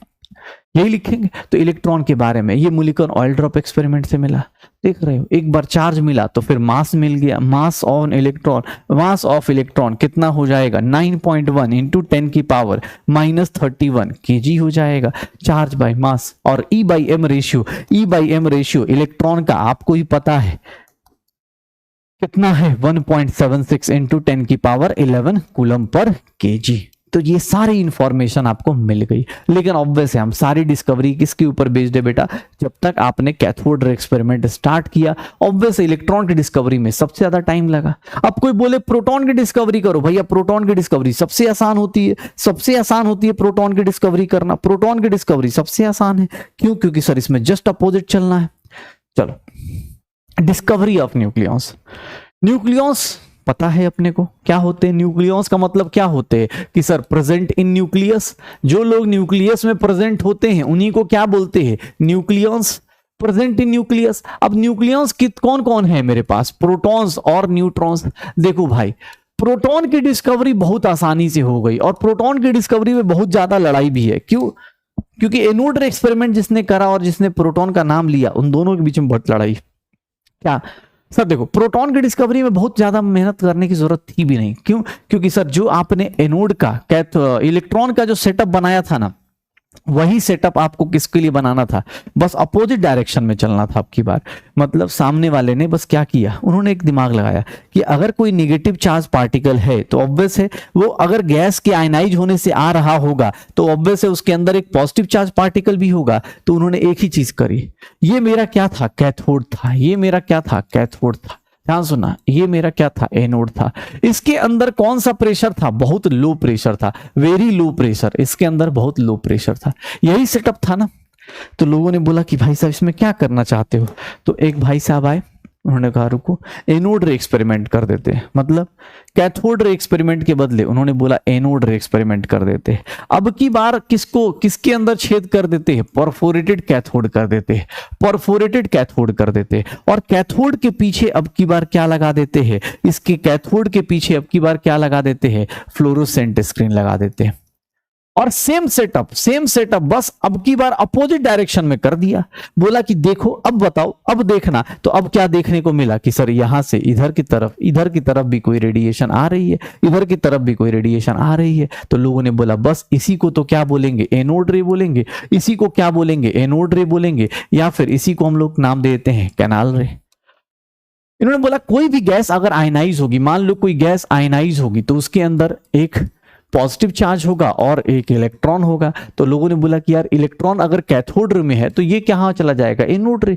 अगर इलेक्ट्रॉन इधर जा रहा है तो ये इसके अपोजिट डायरेक्शन में आएगा, और इसीलिए इसको क्या बोल दिया हमने, एनोड रे एक्सपेरिमेंट। प्रोटॉन की डिस्कवरी बहुत आसान थी क्योंकि बहुत अपोजिट डायरेक्शन में जाना था। मजा किस में आया, न्यूट्रॉन्स की डिस्कवरी में। प्रोटॉन तो आसानी से डिस्कवर हो गया, इसमें टाइम लगा, ये इसमें बहुत टाइम लगा। न्यूट्रॉन क्या था, न्यूट्रल, मिल ही नहीं रहा। प्रोटॉन देखो, इलेक्ट्रॉन निगेटिव वाला देखो, अपने यहाँ जैसे मान लो एक बीजेपी है, कांग्रेस है, तो उसको ढूंढना आसान है। बीजेपी वाला अपना झंडा ले घूमा, कांग्रेस वाला अपना। अब जो बंदा एकदम होता है ना बीच में मन वो कोई भी, हाँ आप भी अच्छे, हाँ आप भी अच्छे, ठीक है। इंडिया में ऐसे लोग भी होते हैं ना, दोनों साइड जा रहे हैं, हाँ दोनों साइड से पैसे लाओ वोट तो हमें देना, हमें पता है। वो आदमी खतरनाक है ना। न्यूट्रॉन्स को डिस्कवर करने में टाइम लगा, प्रोटॉन और इलेक्ट्रॉन को डिस्कवर करना आसान था। प्रोटॉन और इलेक्ट्रॉन की डिस्कवरी करनी आसान थी। इलेक्ट्रॉन इधर गया, प्रोटॉन इधर आ गया, तो ये एनोड रे कहलाया। ये देख लो, यही सेटअप आपको एनसीईआरटी में मिल जाएगा। देख लो एनोड रे अब की बार क्या करा, air at very low pressure, अब की बार कैथोड को परफोरेट करा, बहुत high voltage, vacuum pump, anode है, डिस्चार्ज ट्यूब है, सब कुछ सेम सेटअप, बस अपोजिट डायरेक्शन में कर दिया, एनोड रे बन गया। अब ऑब्वियस एनोड रे की प्रॉपर्टी होगी, एनोड रे की प्रॉपर्टी। ध्यान सुनना, यहां पर बड़ी लड़ाई है गोल्डस्टीन और उसके बीच में। गोल्डस्टीन ने ये पूरा रिएक्शन करा, पूरा सेटअप बनाया, लेकिन कभी कभी लोग क्या करते हैं, ऑब्वियस रदरफोर्ड भी इसके लिए क्लेम करता है, इसीलिए हम ज्यादा नहीं बोलेंगे कि गोल्डस्टीन ने डिस्कवर किया कि रदरफोर्ड ने, क्योंकि इस लड़ाई से एनसीईआरटी बचता है। एनसीईआरटी में कहीं आपको नाम देखने को नहीं मिलेगा। गोल्डस्टीन ने ये सेम सेटअप करा और ऑब्वियस है उसने क्या बनाया, फॉर्मेशन ऑफ एनोड रे। These raise consist of positive particle, या फिर कैनाल रे बोल दिया। ये सेम सेटअप आपके पास है, इधर जा रहे हैं कैथोड रे, इधर आ रहे हैं एनोड रे, हो जाएगा। चलो, गैसेस के आयनाइजेशन से होता है, गैसेस के आयनाइजेशन से होता है। जो चीज वहां करी थी, देखो अब सब कुछ रिपीट हो रहा है। Anode ray travel in straight line, sir सीधा सीधा anode ray travel in straight line. Anode ray consist of material particle. Anode ray they are किधर की तरफ डिफ्लेक्ट होंगे, नेगेटिव चार्ज पार्टिकल की तरह। क्यों? क्योंकि ये पॉजिटिवली चार्ज है। सर एक मैग्नेटिक फील्ड लगाएंगे तो कैथोड रे के अपोजिट डायरेक्शन में कहां जाएगा? एनोड रे जाएगा। चार्ज टू मास रेशियो ये बहुत ज्यादा इंपॉर्टेंट है। एक्चुअली ये वाला जो प्रॉपर्टी है ना, ये वाली प्रॉपर्टी आपको इंपॉर्टेंट मार्क करनी है, क्योंकि याद करो कैथोड रे में कोई भी गैस डालोगे कोई फर्क नहीं पड़ता, लेकिन एनोड रे में आपको गैस चेंज करने से फर्क पड़ता है। क्यों फर्क पड़ता है उसका रीजन आपको एक नॉर्मल लेमेंस लैंग्वेज में बताता हूं, मतलब नॉर्मल इंसान के लैंग्वेज में। इलेक्ट्रॉन आपको ही पता है, न्यूक्लियस के अंदर प्रोटॉन और न्यूट्रॉन रहते हैं। इलेक्ट्रॉन क्या होता है? बाहर घूम रहा होता है, बाहर घूम रहा होता है। तो जैसे मान लो तुमने मेरे से या किसी दोस्त से बोला कि भाई पेन दे दे अपना, या किताब दे दे ये वाला, तो देना आसान है ना, दे दे, हट चल ठीक है ले ले। सिमिलरली इलेक्ट्रॉन के साथ हुआ, हमने बोला इलेक्ट्रॉन भाई इधर चल दे, तो चला गया। लेकिन दिक्कत कहां आनी शुरू हुई? इलेक्ट्रॉन जाना आसान था, क्योंकि इलेक्ट्रॉन क्या होता है? बाहर होता है। प्रोटॉन कहां होता है? न्यूक्लियस के अंदर होता है। अब मैं बोलूं तुमसे कि ए भाई तुम बहुत अच्छे दोस्त हो, हाँ एक काम करो ना, हाथ काट के दे दो, तुम्हें लगता है तुम दोगे? तुम पेन देना आसान है, क्योंकि इलेक्ट्रॉन बाहर है तो आसानी से दे सकते हो, ये लो पेन सर, हाँ ये ले जो पेन, कॉपी यहाँ ले जाओ, कोई दिक्कत नहीं, दोस्ती दिखा दी। लेकिन अगर मैं बोलूं कि भैया हाथ काट के दे दो, तुम नहीं दे पाओगे। क्यों? क्योंकि तुम्हें पता है कि भैया इसको काटेंगे तो हमें लॉस हो जाएगा, ये हमारे लिए लॉस क्रिएट कर देगा। पक्का? तो यही चीज यहां पर आई। क्यों? क्योंकि सर यहां पर चार्ज टू मास रेशियो जो होती है वो डिपेंड ऑन द गैस, क्योंकि कोई गैस कब आयनाइज होगी, कब पॉजिटिव चार्ज लेगा, इसके ऊपर डिपेंड करने लगा। तो याद रखना E/m रेशियो कैथोड रे का नहीं डिपेंड करता किसी भी गैस का, क्योंकि वहां इलेक्ट्रॉन का ट्रांसमिशन होना है, लेकिन यहां पर प्रोटॉन का होना है, इसीलिए यहां पर वो गैस के ऊपर डिपेंड करेगा, depends on the nature of gas. E/m ratio maximum होता है किसके लिए? हाइड्रोजन गैस के लिए, क्योंकि दुनिया का सबसे लाइटेस्ट गैस है। हाइड्रोजन गैस सबसे पहले आयनाइज हो जाएगा, हाइड्रोजन गैस सबसे पहले आयनाइज हो जाता है। हाइड्रोजन गैस में एक ही इलेक्ट्रॉन है, देना आसान है, प्रोटॉन ही बचेगा। लाइटेस्ट पार्टिकल जो प्रोटॉन कहलाता है वो हाइड्रोजन का ही होता है। हाइड्रोजन को देख लो ना, हाइड्रोजन क्या होता है? 1H1। Sir neutron 0, proton 1, electron 1। Hydrogen gas में हाइड्रोजन को आयनाइज कर दो, सर न्यूट्रॉन कितना हो गया? 0, प्रोटॉन कितना हो गया? 1, इलेक्ट्रॉन एक था वो भी चला गया। सर देख लो, इसी को क्या बोल देते हैं? प्रोटॉन बोल देते हैं। देख लो, हाइड्रोजन गैस आयनाइज हुआ ना तो जल्दी मिल जाएगा। तो याद रखना, जब भी आपसे कोई बोले प्रोटॉन बताओ, तो लोग H+ से भी रिप्रेजेंट कर सकते हैं, क्योंकि H+ इज द बेस्ट, सबसे तेजी से दे देगा। इसलिए E/m रेशियो उसका क्या आ रहा है? मैक्सिमम आ रहा है। स्पेसिफिक चार्ज रेशियो क्या आ रहा है? मैक्सिमम आ रहा है। इवन प्रोटॉन की डिस्कवरी में अब ज्यादा टाइम भी नहीं लगाना। क्यों? क्योंकि प्रोटॉन की डिस्कवरी में तुम्हें ही पता है, ये देखो मास ऑफ प्रोटॉन इतना, चार्ज ऑन प्रोटॉन, अब ये निकालना आसान था। इवन E/m रेशियो निकालोगे प्रोटॉन का, तो E/m रेशियो याद रखना 9.58 इंटू 10⁻7 कूलम पर केजी। अब ये ध्यान रखना 9.58 इंटू 10⁻7 कूलम पर केजी। याद रखो E/m रेशियो किसका ज्यादा किसका कम? E/m रेशियो चार्ज दोनों का सेम है, प्रोटॉन का भी चार्ज सेम होता है, इलेक्ट्रॉन का भी चार्ज सेम होता है। मॉड उसकी बात कर रहे हैं, मैग्नीट्यूड की बात कर रहे हैं बेटा, साइन मत लेना, साइन ऑब्वियस है, ये पॉजिटिव है वो नेगेटिव है। E/m रेशियो अगर मैं मैग्नीट्यूड की बात करूं तो मैग्नीट्यूड किसका ज्यादा होगा? सर चार्ज दोनों का सेम होता है, लेकिन मास ऑफ प्रोटॉन ज्यादा होता है, दैट्स वाई स्पेसिफिक चार्ज का रेशियो या E/m का रेशियो इलेक्ट्रॉन का ज्यादा होगा as compare to proton. E/m ratio electron का ज्यादा होगा एज कंपेयर टू प्रोटॉन। तो याद रखिएगा ये सत्संग का पॉइंट कि भैया E/m रेशियो क्यों? क्योंकि sir mass of proton is greater then mass of electron. पक्का हो जाएगा। तो ये प्रोटॉन की डिस्कवरी है, बहुत सिंपल सी, बस अपोजिट डायरेक्शन में जाना था, अपोजिट डायरेक्शन में जाना था, कैथोड रे के अपोजिट एनोड रे, और इसी को हमने कैनाल रे या कैथोड रे बोल दिया। फटाफट देख लो क्वेश्चन, देखो कैथोड रे सॉरी एनोड रे किसके ऊपर डिपेंड करेगा? किसके ऊपर डिपेंड करेगा? सर किसके ऊपर डिपेंड करेगा? नेचर ऑफ गैस के ऊपर, नेचर ऑफ गैस के ऊपर। ये कैथोड एनोड के मटेरियल पे नहीं, गैस के ऊपर डिपेंड करेगा। पॉजिटिव और कैनाल रेज क्या होते हैं? क्या होते हैं sir? Positively charge gaseous ions होते। अगर वाले कोई पूछे कि पॉजिटिव या कैनाल रेज क्या है, तो भैया गैस का आयन है, एक इलेक्ट्रॉन बाहर चला गया, इलेक्ट्रॉन्स के आयंस हैं। Charge to mass ratio particles in anode ray depends on the nature of this. Yes, particles in the anode ray carry positive charge. Both statement 1 and 2 are correct. दोनों statement क्या होंगे? Correct होंगे। दोनों statement क्या होंगे? Correct होंगे। तो electron की डिस्कवरी हो गई, सबसे ज्यादा टाइम किसमें लगा? इलेक्ट्रॉन में, फिर प्रोटॉन में, और उसके बाद अगर बात करें तो तुम्हारे लिए कौन सा बचा? तो सर न्यूट्रॉन। न्यूट्रॉन की डिस्कवरी बहुत आसान है। क्यों? क्योंकि देखो न्यूट्रॉन में बस एक ही दिक्कत आई, क्या? न्यूट्रॉन की डिस्कवरी किसने करी? जेम्स चैडविक ने। थोड़ा लेट हुआ डिस्कवर, क्योंकि न्यूट्रॉन क्या था? न्यूट्रल था, पॉजिटिव वाला निगेटिव वाला खोजना आसान है, लेकिन जो न्यूट्रल है ना वो बंदा खतरनाक होता है। तो वही बात हो गई। अब इसके लिए हमें क्या करना पड़ा, इसके लिए भैया पूरा का पूरा मतलब रिएक्शन करानी पड़ गई। कौन सी रिएक्शन, न्यूक्लियर रिएक्शंस करानी पड़ गई। मतलब यहां पर देखोगे, देखो ये कौन से रिएक्शंस हैं, इसी को बोलते हैं न्यूक्लियर रिएक्शन। क्यों? क्योंकि यहाँ एटम कंजर्व नहीं है। देखो बेरिलियम है, हाइड्रोजन, हीलियम है, कार्बन बन गया, एल्यूमिनियम है, हीलियम है, फास्फोरस बन गया। इसीलिए बोलते हैं इसको कि यहाँ एटम कंजर्व नहीं होता। न्यूक्लियर रिएक्शन में law of conservation of mass valid नहीं होता, क्योंकि भैया एटम ही नहीं वैलिड है।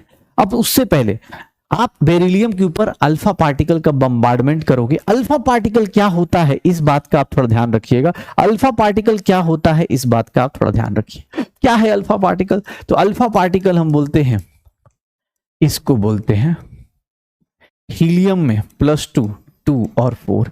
ध्यान सुन लेना, हीलियम ये है, प्रोटॉन कितना 2, इलेक्ट्रॉन कितना 2, न्यूट्रॉन कितना 2।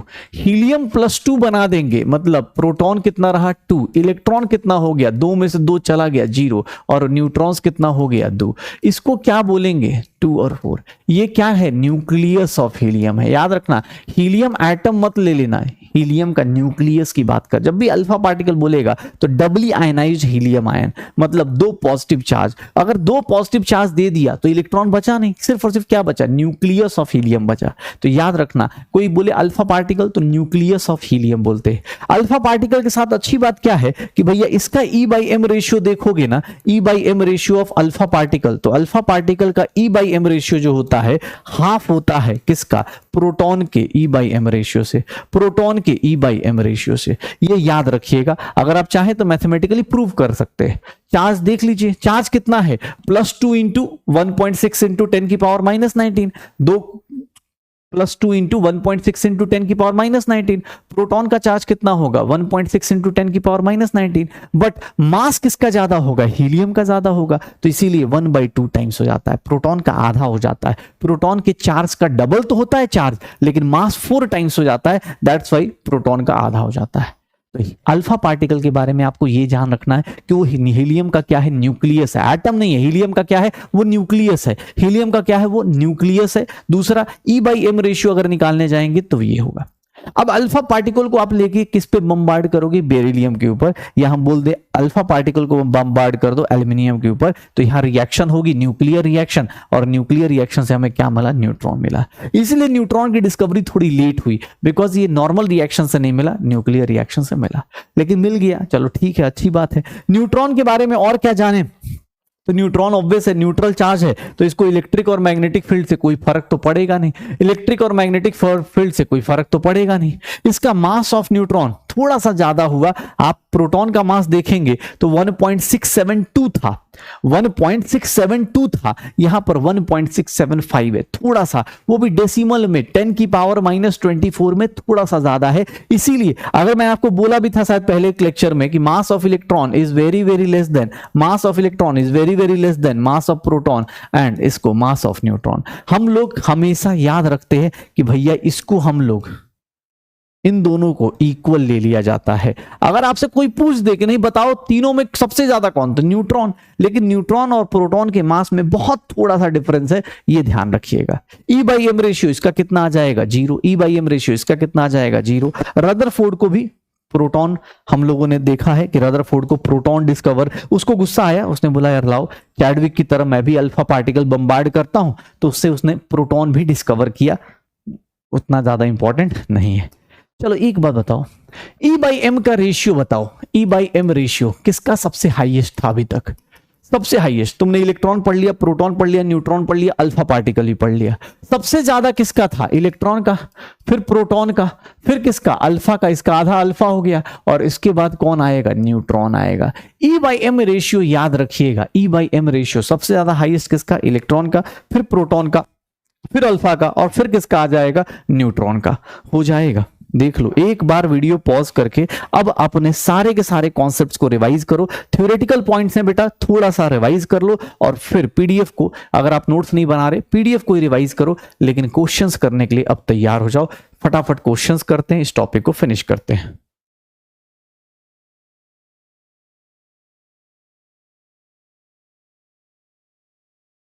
क्या होगा? हो जाएगा। पक्का वीडियो पॉज कर लिया। चलो,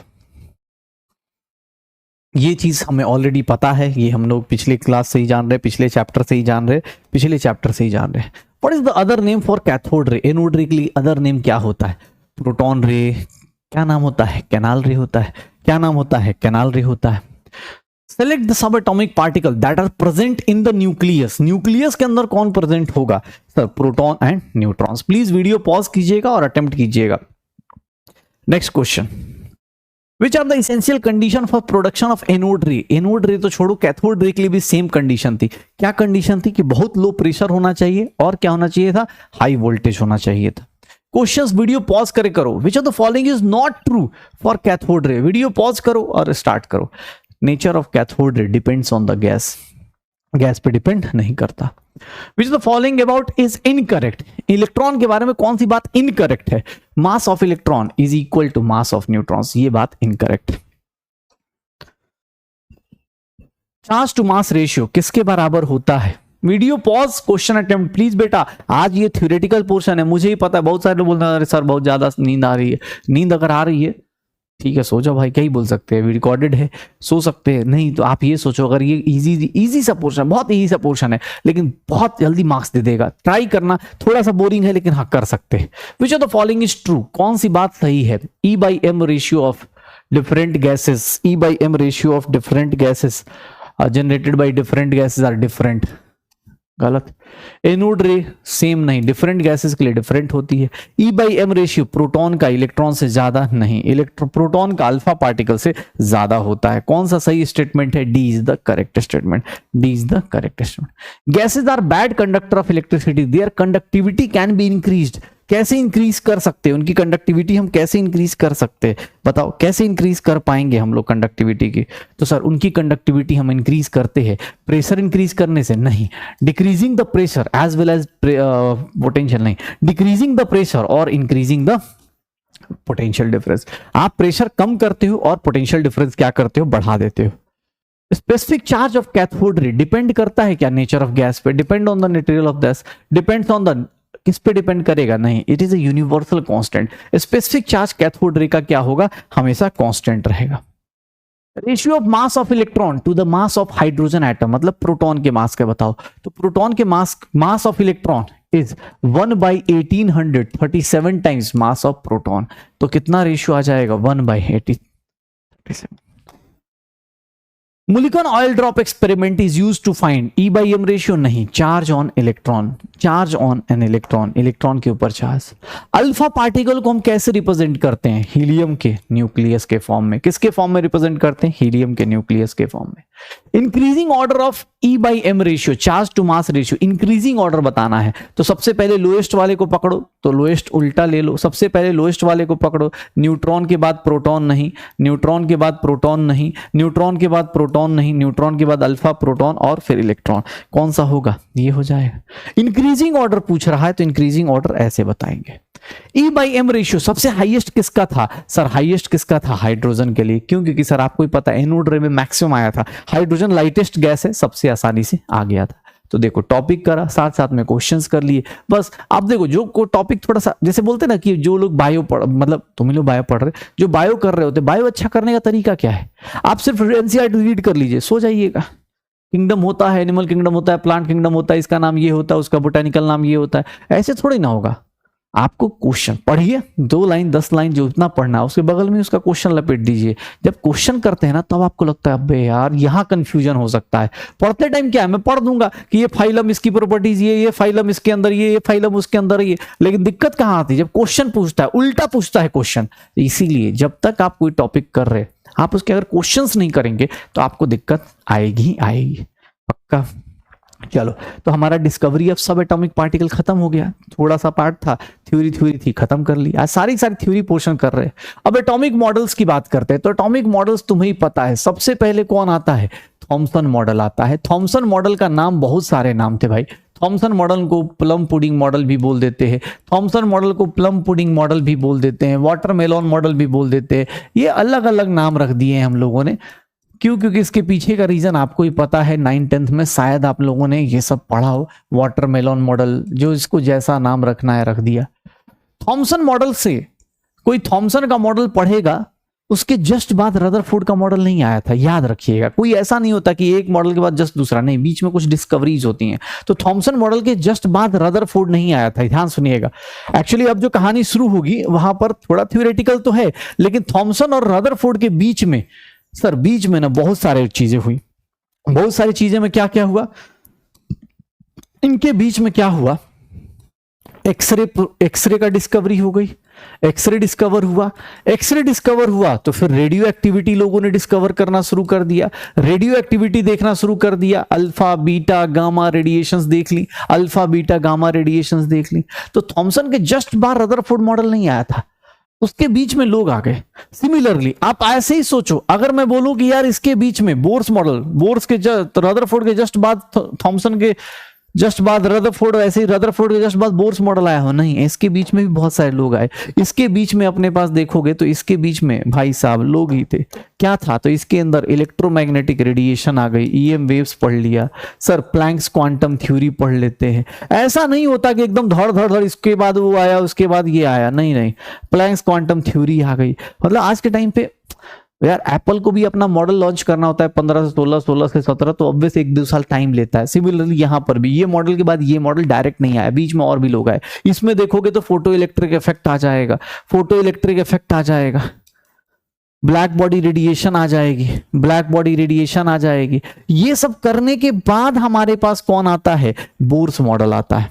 और बोर्स मॉडल के जस्ट बाद नहीं, क्या इसके बाद जो फोर्थ मॉडल आता है that is quantum mechanical model, ये भी डायरेक्ट नहीं आया होगा, इतना तो आपको ही पता चल गया। इनके बीच में भी कुछ लोग आए, और इनके बीच में कौन कौन से लोग आए, तो यहां आए डी ब्रोगली हाइपोथेसिस आया, और डी ब्रोगली हाइपोथेसिस के बाद हमारे पास कौन आया, हाइजेनबर्ग आया। तो आप कोई सोचे कि भैया हम यहां से डायरेक्ट यहां जंप कर जाएंगे, नहीं।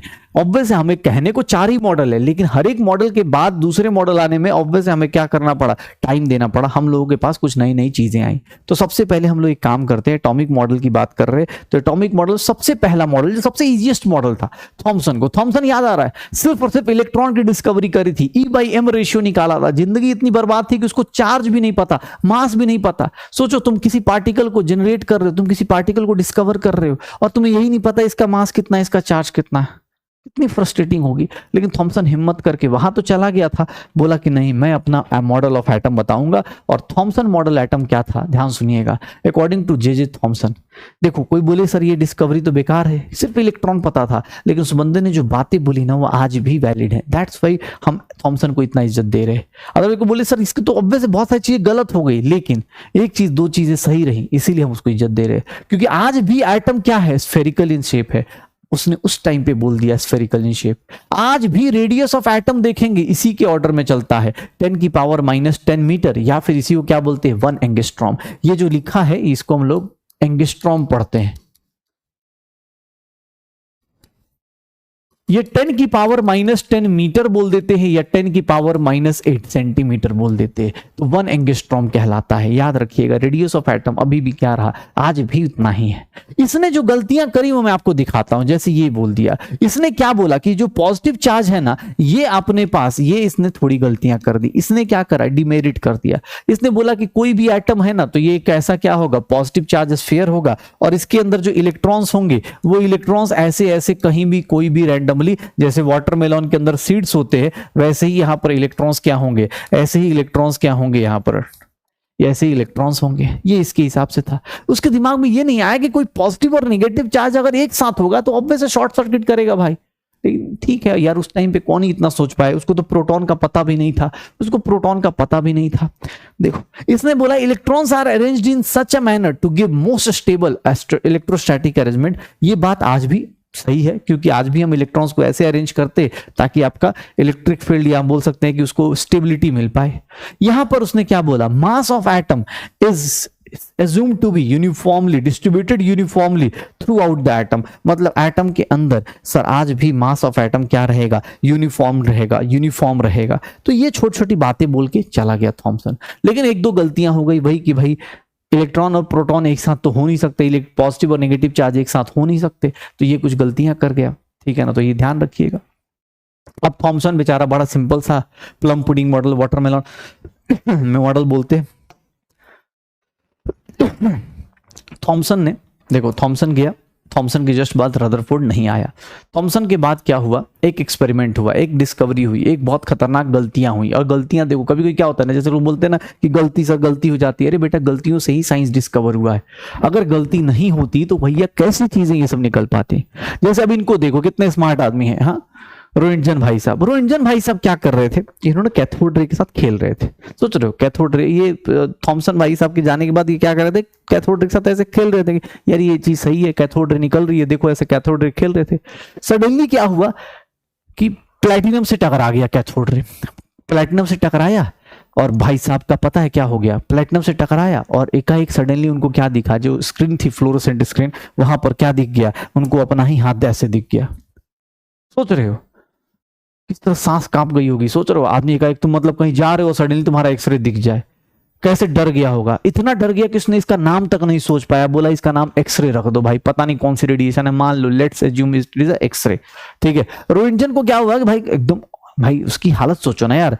अब सीधी सी बात है, अब न्यूटन के ऊपर एप्पल गिरा, सोचो कितना जोर लगा होगा। तभी तो आदमी फ्रस्ट्रेशन में पूरा ग्रेविटेशन डिस्कवर कर दिया। अगर कोई हल्के से देता, अगर कैच करता उसका दोस्त या हाथ में गिर जाता तो ऑब्वियस है।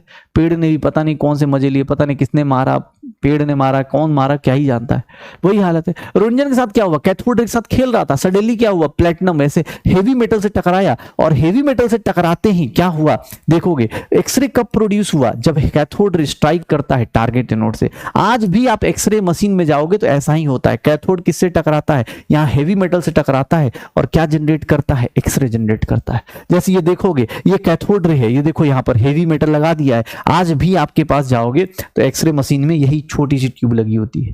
एक्सरे मशीन ऑब्वियस है, आप देखोगे ऐसा नहीं कि एक्सरे सबने किसने करवाया हो या किसी ने देखा हो, देखा तो सबने, डॉक्टर बनने वाले देखा तो सब नहीं हो, किसी का हुआ या नहीं हुआ वो अलग कहानी है, भगवान ना करे किसी को हो, लेकिन हाँ कभी ना कभी देखा होगा एक्सरे मशीन। उसको देखो, इसकी हालत ये थी, उसको कुछ नहीं पता चला कौन सी रेडिएशन, इसने बस बोला भाई मान लो इसका नाम एक्सरे है क्योंकि बहुत खतरनाक चीज है। ये इतना पावरफुल इलेक्ट्रोमैग्नेटिक रेडिएशन है, इसकी वेवलेंथ देखोगे कितनी वेवलेंथ आ रही है, 0.1 नैनोमीटर। लोगों ने बोला भाई साहब, मतलब याद रखना कोई कैथोड रे अगर हेवी मेटल से टकराएगा, कैथोड रे अगर हेवी मेटल से टकराएगा, कैथोड रे अगर हेवी मेटल से टकराया तो हेवी मेटल से टकराते ही यहां से क्या रिलीज होगा, यहां से क्या रिलीज होगा, एक्सरे रिलीज होगा। क्या रिलीज होगा, एक्सरे रिलीज होगा। क्या रिलीज होगा, एक्सरे रिलीज होगा। तो एक्सरे की ये बात आ गई। एक्सरेज क्या होती हैं, they are high penetrating power. The X-rays are used for study of interior structure of atom or matter. X-rays कहाँ वो होती है, penetrating power क्या होती है इनकी, हाई होती है। Study of, they are not deflected by electric and magnetic field and they are high energy radiation and causes ionization. अब मतलब नॉट डिफ्लेक्टेड बाय, अब यहां पर एक कॉन्सेप्ट आता है मैं आपको बता देता हूं। They are high energetic radiation and can causes ionisation readily. जो भी रेडिएशन, ध्यान सुनना, इलेक्ट्रोमैग्नेटिक रेडिएशन का बात बता देता हूं। इलेक्ट्रोमैग्नेटिक रेडिएशन हम लोग किसको बोलते हैं, इलेक्ट्रोमैग्नेटिक रेडिएशन किसको बोलते हैं, इलेक्ट्रोमैग्नेटिक रेडिएशन बोल दिया जाए या फिर वेव्स बोल दिया जाए।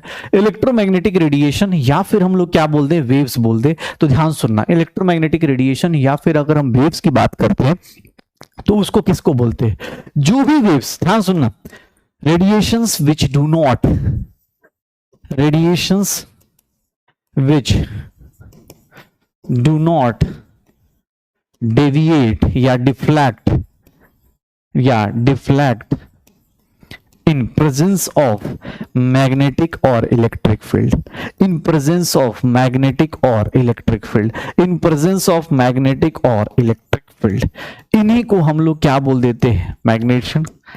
जो भी रेडिएशन डेविएट ना करे, और ये कब डेविएट नहीं करेगा, कोई पूछे सर कौन से रेडिएशन डेविएट नहीं करेंगे, जो चार्ज नहीं होंगी। जैसे तुमसे कोई पूछे तो सर इलेक्ट्रोमैग्नेटिक रेडिएशन में एक्सरे होगा, क्योंकि एक्सरे पे कोई चार्ज नहीं होता।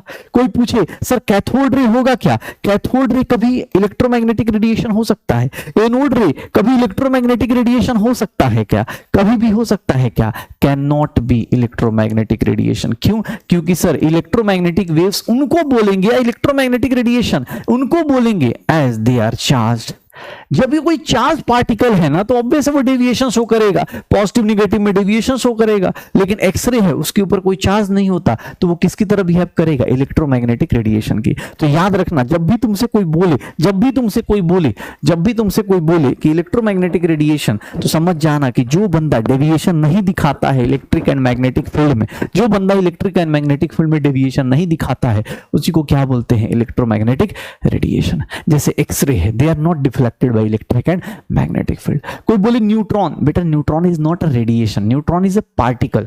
कोई बोले न्यूट्रॉन भी तो सर डेविएट नहीं कर रहा था, बेटा न्यूट्रॉन डेविएट नहीं कर रहा था, लेकिन वो पार्टिकल था, वो रेडिएशन नहीं है। कैथोड एनोड रे क्या है, रेडिएशन है।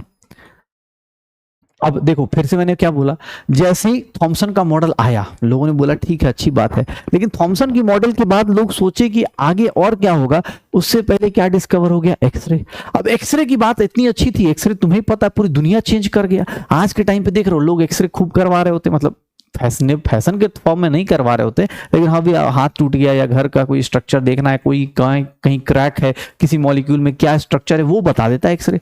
ऐसा ना होता कि चलते चलते सर आज ना मन नहीं किया, एक्सरे करा लिया सर, मतलब ऐसे फोटो खिंचवाने के टाइम एक्सरे, ऐसा नहीं होता। एक्सरे बहुत पावरफुल रेडिएशन है, इसीलिए देखा होगा डॉक्टर भी बार बार नहीं बोलता है कि ऐसे नहीं कि हाँ सर चल रहे थे पैर का एक्सरे करा के आ जाते, ऐसा नहीं होता। बिकॉज दे कैन आयनाइज, मतलब वो ऑब्वियस उसके हार्मफुल इफेक्ट्स होते हैं एक्सरे के, ठीक है।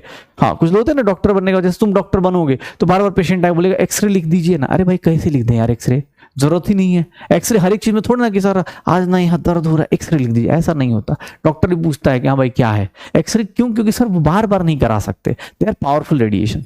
अब एक्सरे की डिस्कवरी के बाद लोगों को सडनली अंदर ना रेडिएशंस के ऊपर ज्यादा, मतलब एटम को लोगों ने साइड कर दिया, रेडिएशंस को ज्यादा पढ़ना शुरू कर दिया।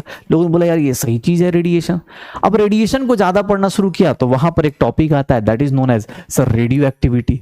रेडियो एक्टिव सब्सटेंस किसको बोलते हैं, जो क्या करते हैं, रेडियो एक्टिविटी शो करते हैं। कौन कौन से लोग हैं, तो यूरेनियम, थोरियम, रेडियम, फ्रांसियम, ऐसे लोग हैं जिन्होंने क्या करना शुरू किया, सर रेडियो एक्टिविटी सिखाई। मतलब इनके अंदर से हमेशा ही रेडिएशंस निकल रही हैं। इनका जो मतलब जिसने स्टार्ट किया उसका नाम क्या है, हेनरी बैक्वेरेल। आप जब मॉडर्न फिजिक्स पढ़ेंगे वहां पर ये बैक्वेरेल भाई साहब यूनिट के फॉर्म में आ जाएंगे, यूनिट के फॉर्म में आ जाएंगे। जैसे हर्ट्ज यूनिट होता है वैसे ही बैक्वेरेल यूनिट होता है। रेडियो एक्टिविटी क्या होती है कि रेडिएशंस, आपको याद में रेडिएशंस दिखा रहा है, रेडिएशंस 3 टाइप की आती हैं। कोई भी रेडियो एक्टिव सब्सटेंस है उसे 3 टाइप की रेडिएशन आती हैं। एक को बोलते हैं अल्फा रेस, एक होती है अल्फा रेस जिनके बारे में आपको पहले ही बता चुका हूं कि हीलियम का न्यूक्लियस होता है, हीलियम का न्यूक्लियस होता है।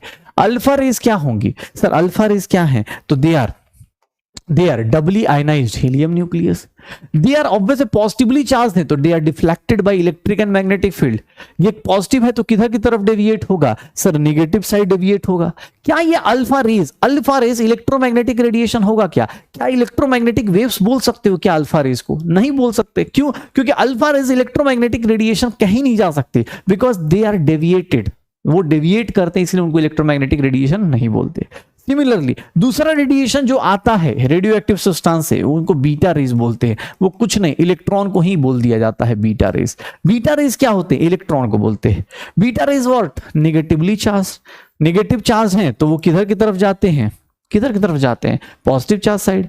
ऑब्वियस है बीटा रेज का पेनिट्रेशन पावर ज्यादा होता है। E/m रेशियो देखोगे, E/m रेशियो देखोगे तो E/m रेशियो अभी जस्ट हमने थोड़ी देर पहले ही पढ़ा था कि सर इलेक्ट्रॉन का ज्यादा होगा as compare to alpha particle, तो बीटा का अल्फा से ज्यादा होगा।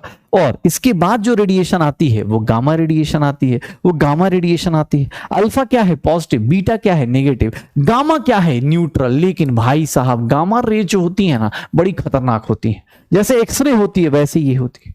Gamma rays are highly energetic radiation, much lower wavelength than x ray, they are high penetration power. Penetration power मतलब कोई अगर मान लो कोई दीवार है, ठीक है, तो अल्फा रेज अगर 1 सेंटीमीटर उसको पेनिट्रेट कर रहा है तो बीटा रेज को 100 पेनिट्रेट करेगा और गामा रेज 1000 टाइम्स पेनिट्रेट कर देगा। ये जो पेनिट्रेशन पावर होती है इसका मतलब यही होता है कि मान लो कोई मेटल है, मान लो कोई 1000 सेंटीमीटर का कोई मेटल है, तो अल्फा रेज 1 सेंटीमीटर पेनिट्रेट करेगा, बीटा रेज 100 पे करेगा और गामा रेज 1000 करेगा। पेनिट्रेशन पावर इसका ज्यादा होता है, ठीक है। Gamma rays are what, they are part of electromagnetic radiation. क्यों? क्योंकि ये क्या होती हैं, न्यूट्रल होती हैं, इनका कोई डेविएशन नहीं होता। गामा रेज डेविएट नहीं करती। लेकिन भाई डेविएट नहीं करता, लेकिन पता चला बहुत हार्मफुल होता है भाई साहब। इतना हार्मफुल होता है ना कि म्यूटेशन ला देता है। म्यूटेशन मतलब पूरा का पूरा आपका सेल का अंदर का पूरा जीन्स चेंज कर देगा। गामा रेज बहुत डेविएशन मतलब बहुत ज्यादा हार्मफुल होती है। अल्फा रेज थोड़ी ठीक है, लेकिन बीटा रेज भी थोड़ी ठीक है, लेकिन गामा रेज भैया ऐसे तो किसका है, न्यूट्रल है, लेकिन न्यूट्रल ने भैया एकदम चीर फाड़ देता है। एक तो पेंट्रेशन पावर ज्यादा है, दूसरा आपने देखो अल्फा रेज किधर जाएगा, positive side, negative side. Beta raise किधर जाएगा, इधर। अल्फा रेज का देख लो डेविएशन कितना हो रहा है, थोड़ा सा। बीटा रेज का क्योंकि इलेक्ट्रॉन है, और गामा रेज को कोई फर्क नहीं पड़ रहा। अल्फा रेज और बीटा रेज की बात करें तो ये सब लोग फोटोग्राफिक प्लेट पे इफेक्ट करते हैं। मतलब कोई न्यूट्रल है, देखो इधर चला गया, ये इधर चला गया, ये इधर चला गया, सब अपने अपने। मैक्सिमम इफेक्ट कहां देखने को मिलता है, मैक्सिमम डेविएशन कहां देखने को मिलता है, फोटोग्राफिक प्लेट पे। किसका देखने को मिल रहा है, बीटा रेज का।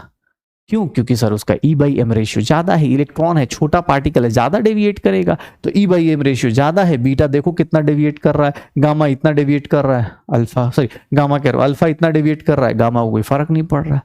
पक्का हो जाएगा। तो भैया आज की कहानी में आज हम लोगों ने डिस्कवरी ऑफ थ्योरेटिकल पोर्शन सारा का सारा कर लिया है। सारा का सारा थ्योरेटिकल पोर्शन कर लिया है। आपको DPP1 आज मिल जाएगा, DPP1 मिल जाएगा आज। मॉड्यूल तो नहीं, लेकिन हाँ मैं आपको बोलूंगा कि NCERT जरूर रीड करिए, NCERT रीडिंग जरूर करिए, NCERT रीडिंग जरूर करिए। इनिशियल पार्ट जहां तक मैंने कराया उनको जरूर रीड करिए, और कोशिश करिए कि थ्योरेटिकल पार्ट है बेटा, कल से न्यूमेरिकल आ जाएंगे, लेकिन जैसे ही न्यूमेरिकल आते हैं सरदर्द भी बढ़ जाता है। आज तो थ्योरी थी, थ्योरी करना आसान होता है ना भाई साहब, तो थ्योरी आप कर सकते हैं। आज आप अपना टॉपिक स्टार्ट किया है आपने, आज एक टाइप से बोल सकते हैं कि जो लोग मूल कॉन्सेप्ट अच्छे से फिनिश कर चुके हैं उनके लिए एक नया टॉपिक और एक नया चैप्टर आपका मतलब पूरी लाइफ चेंज होने वाली है। कल से रदरफोर्ड मॉडल आएगा, थॉमसन मॉडल हो चुका है, सारा का सारा सत्संग का पोर्शन हो चुका है।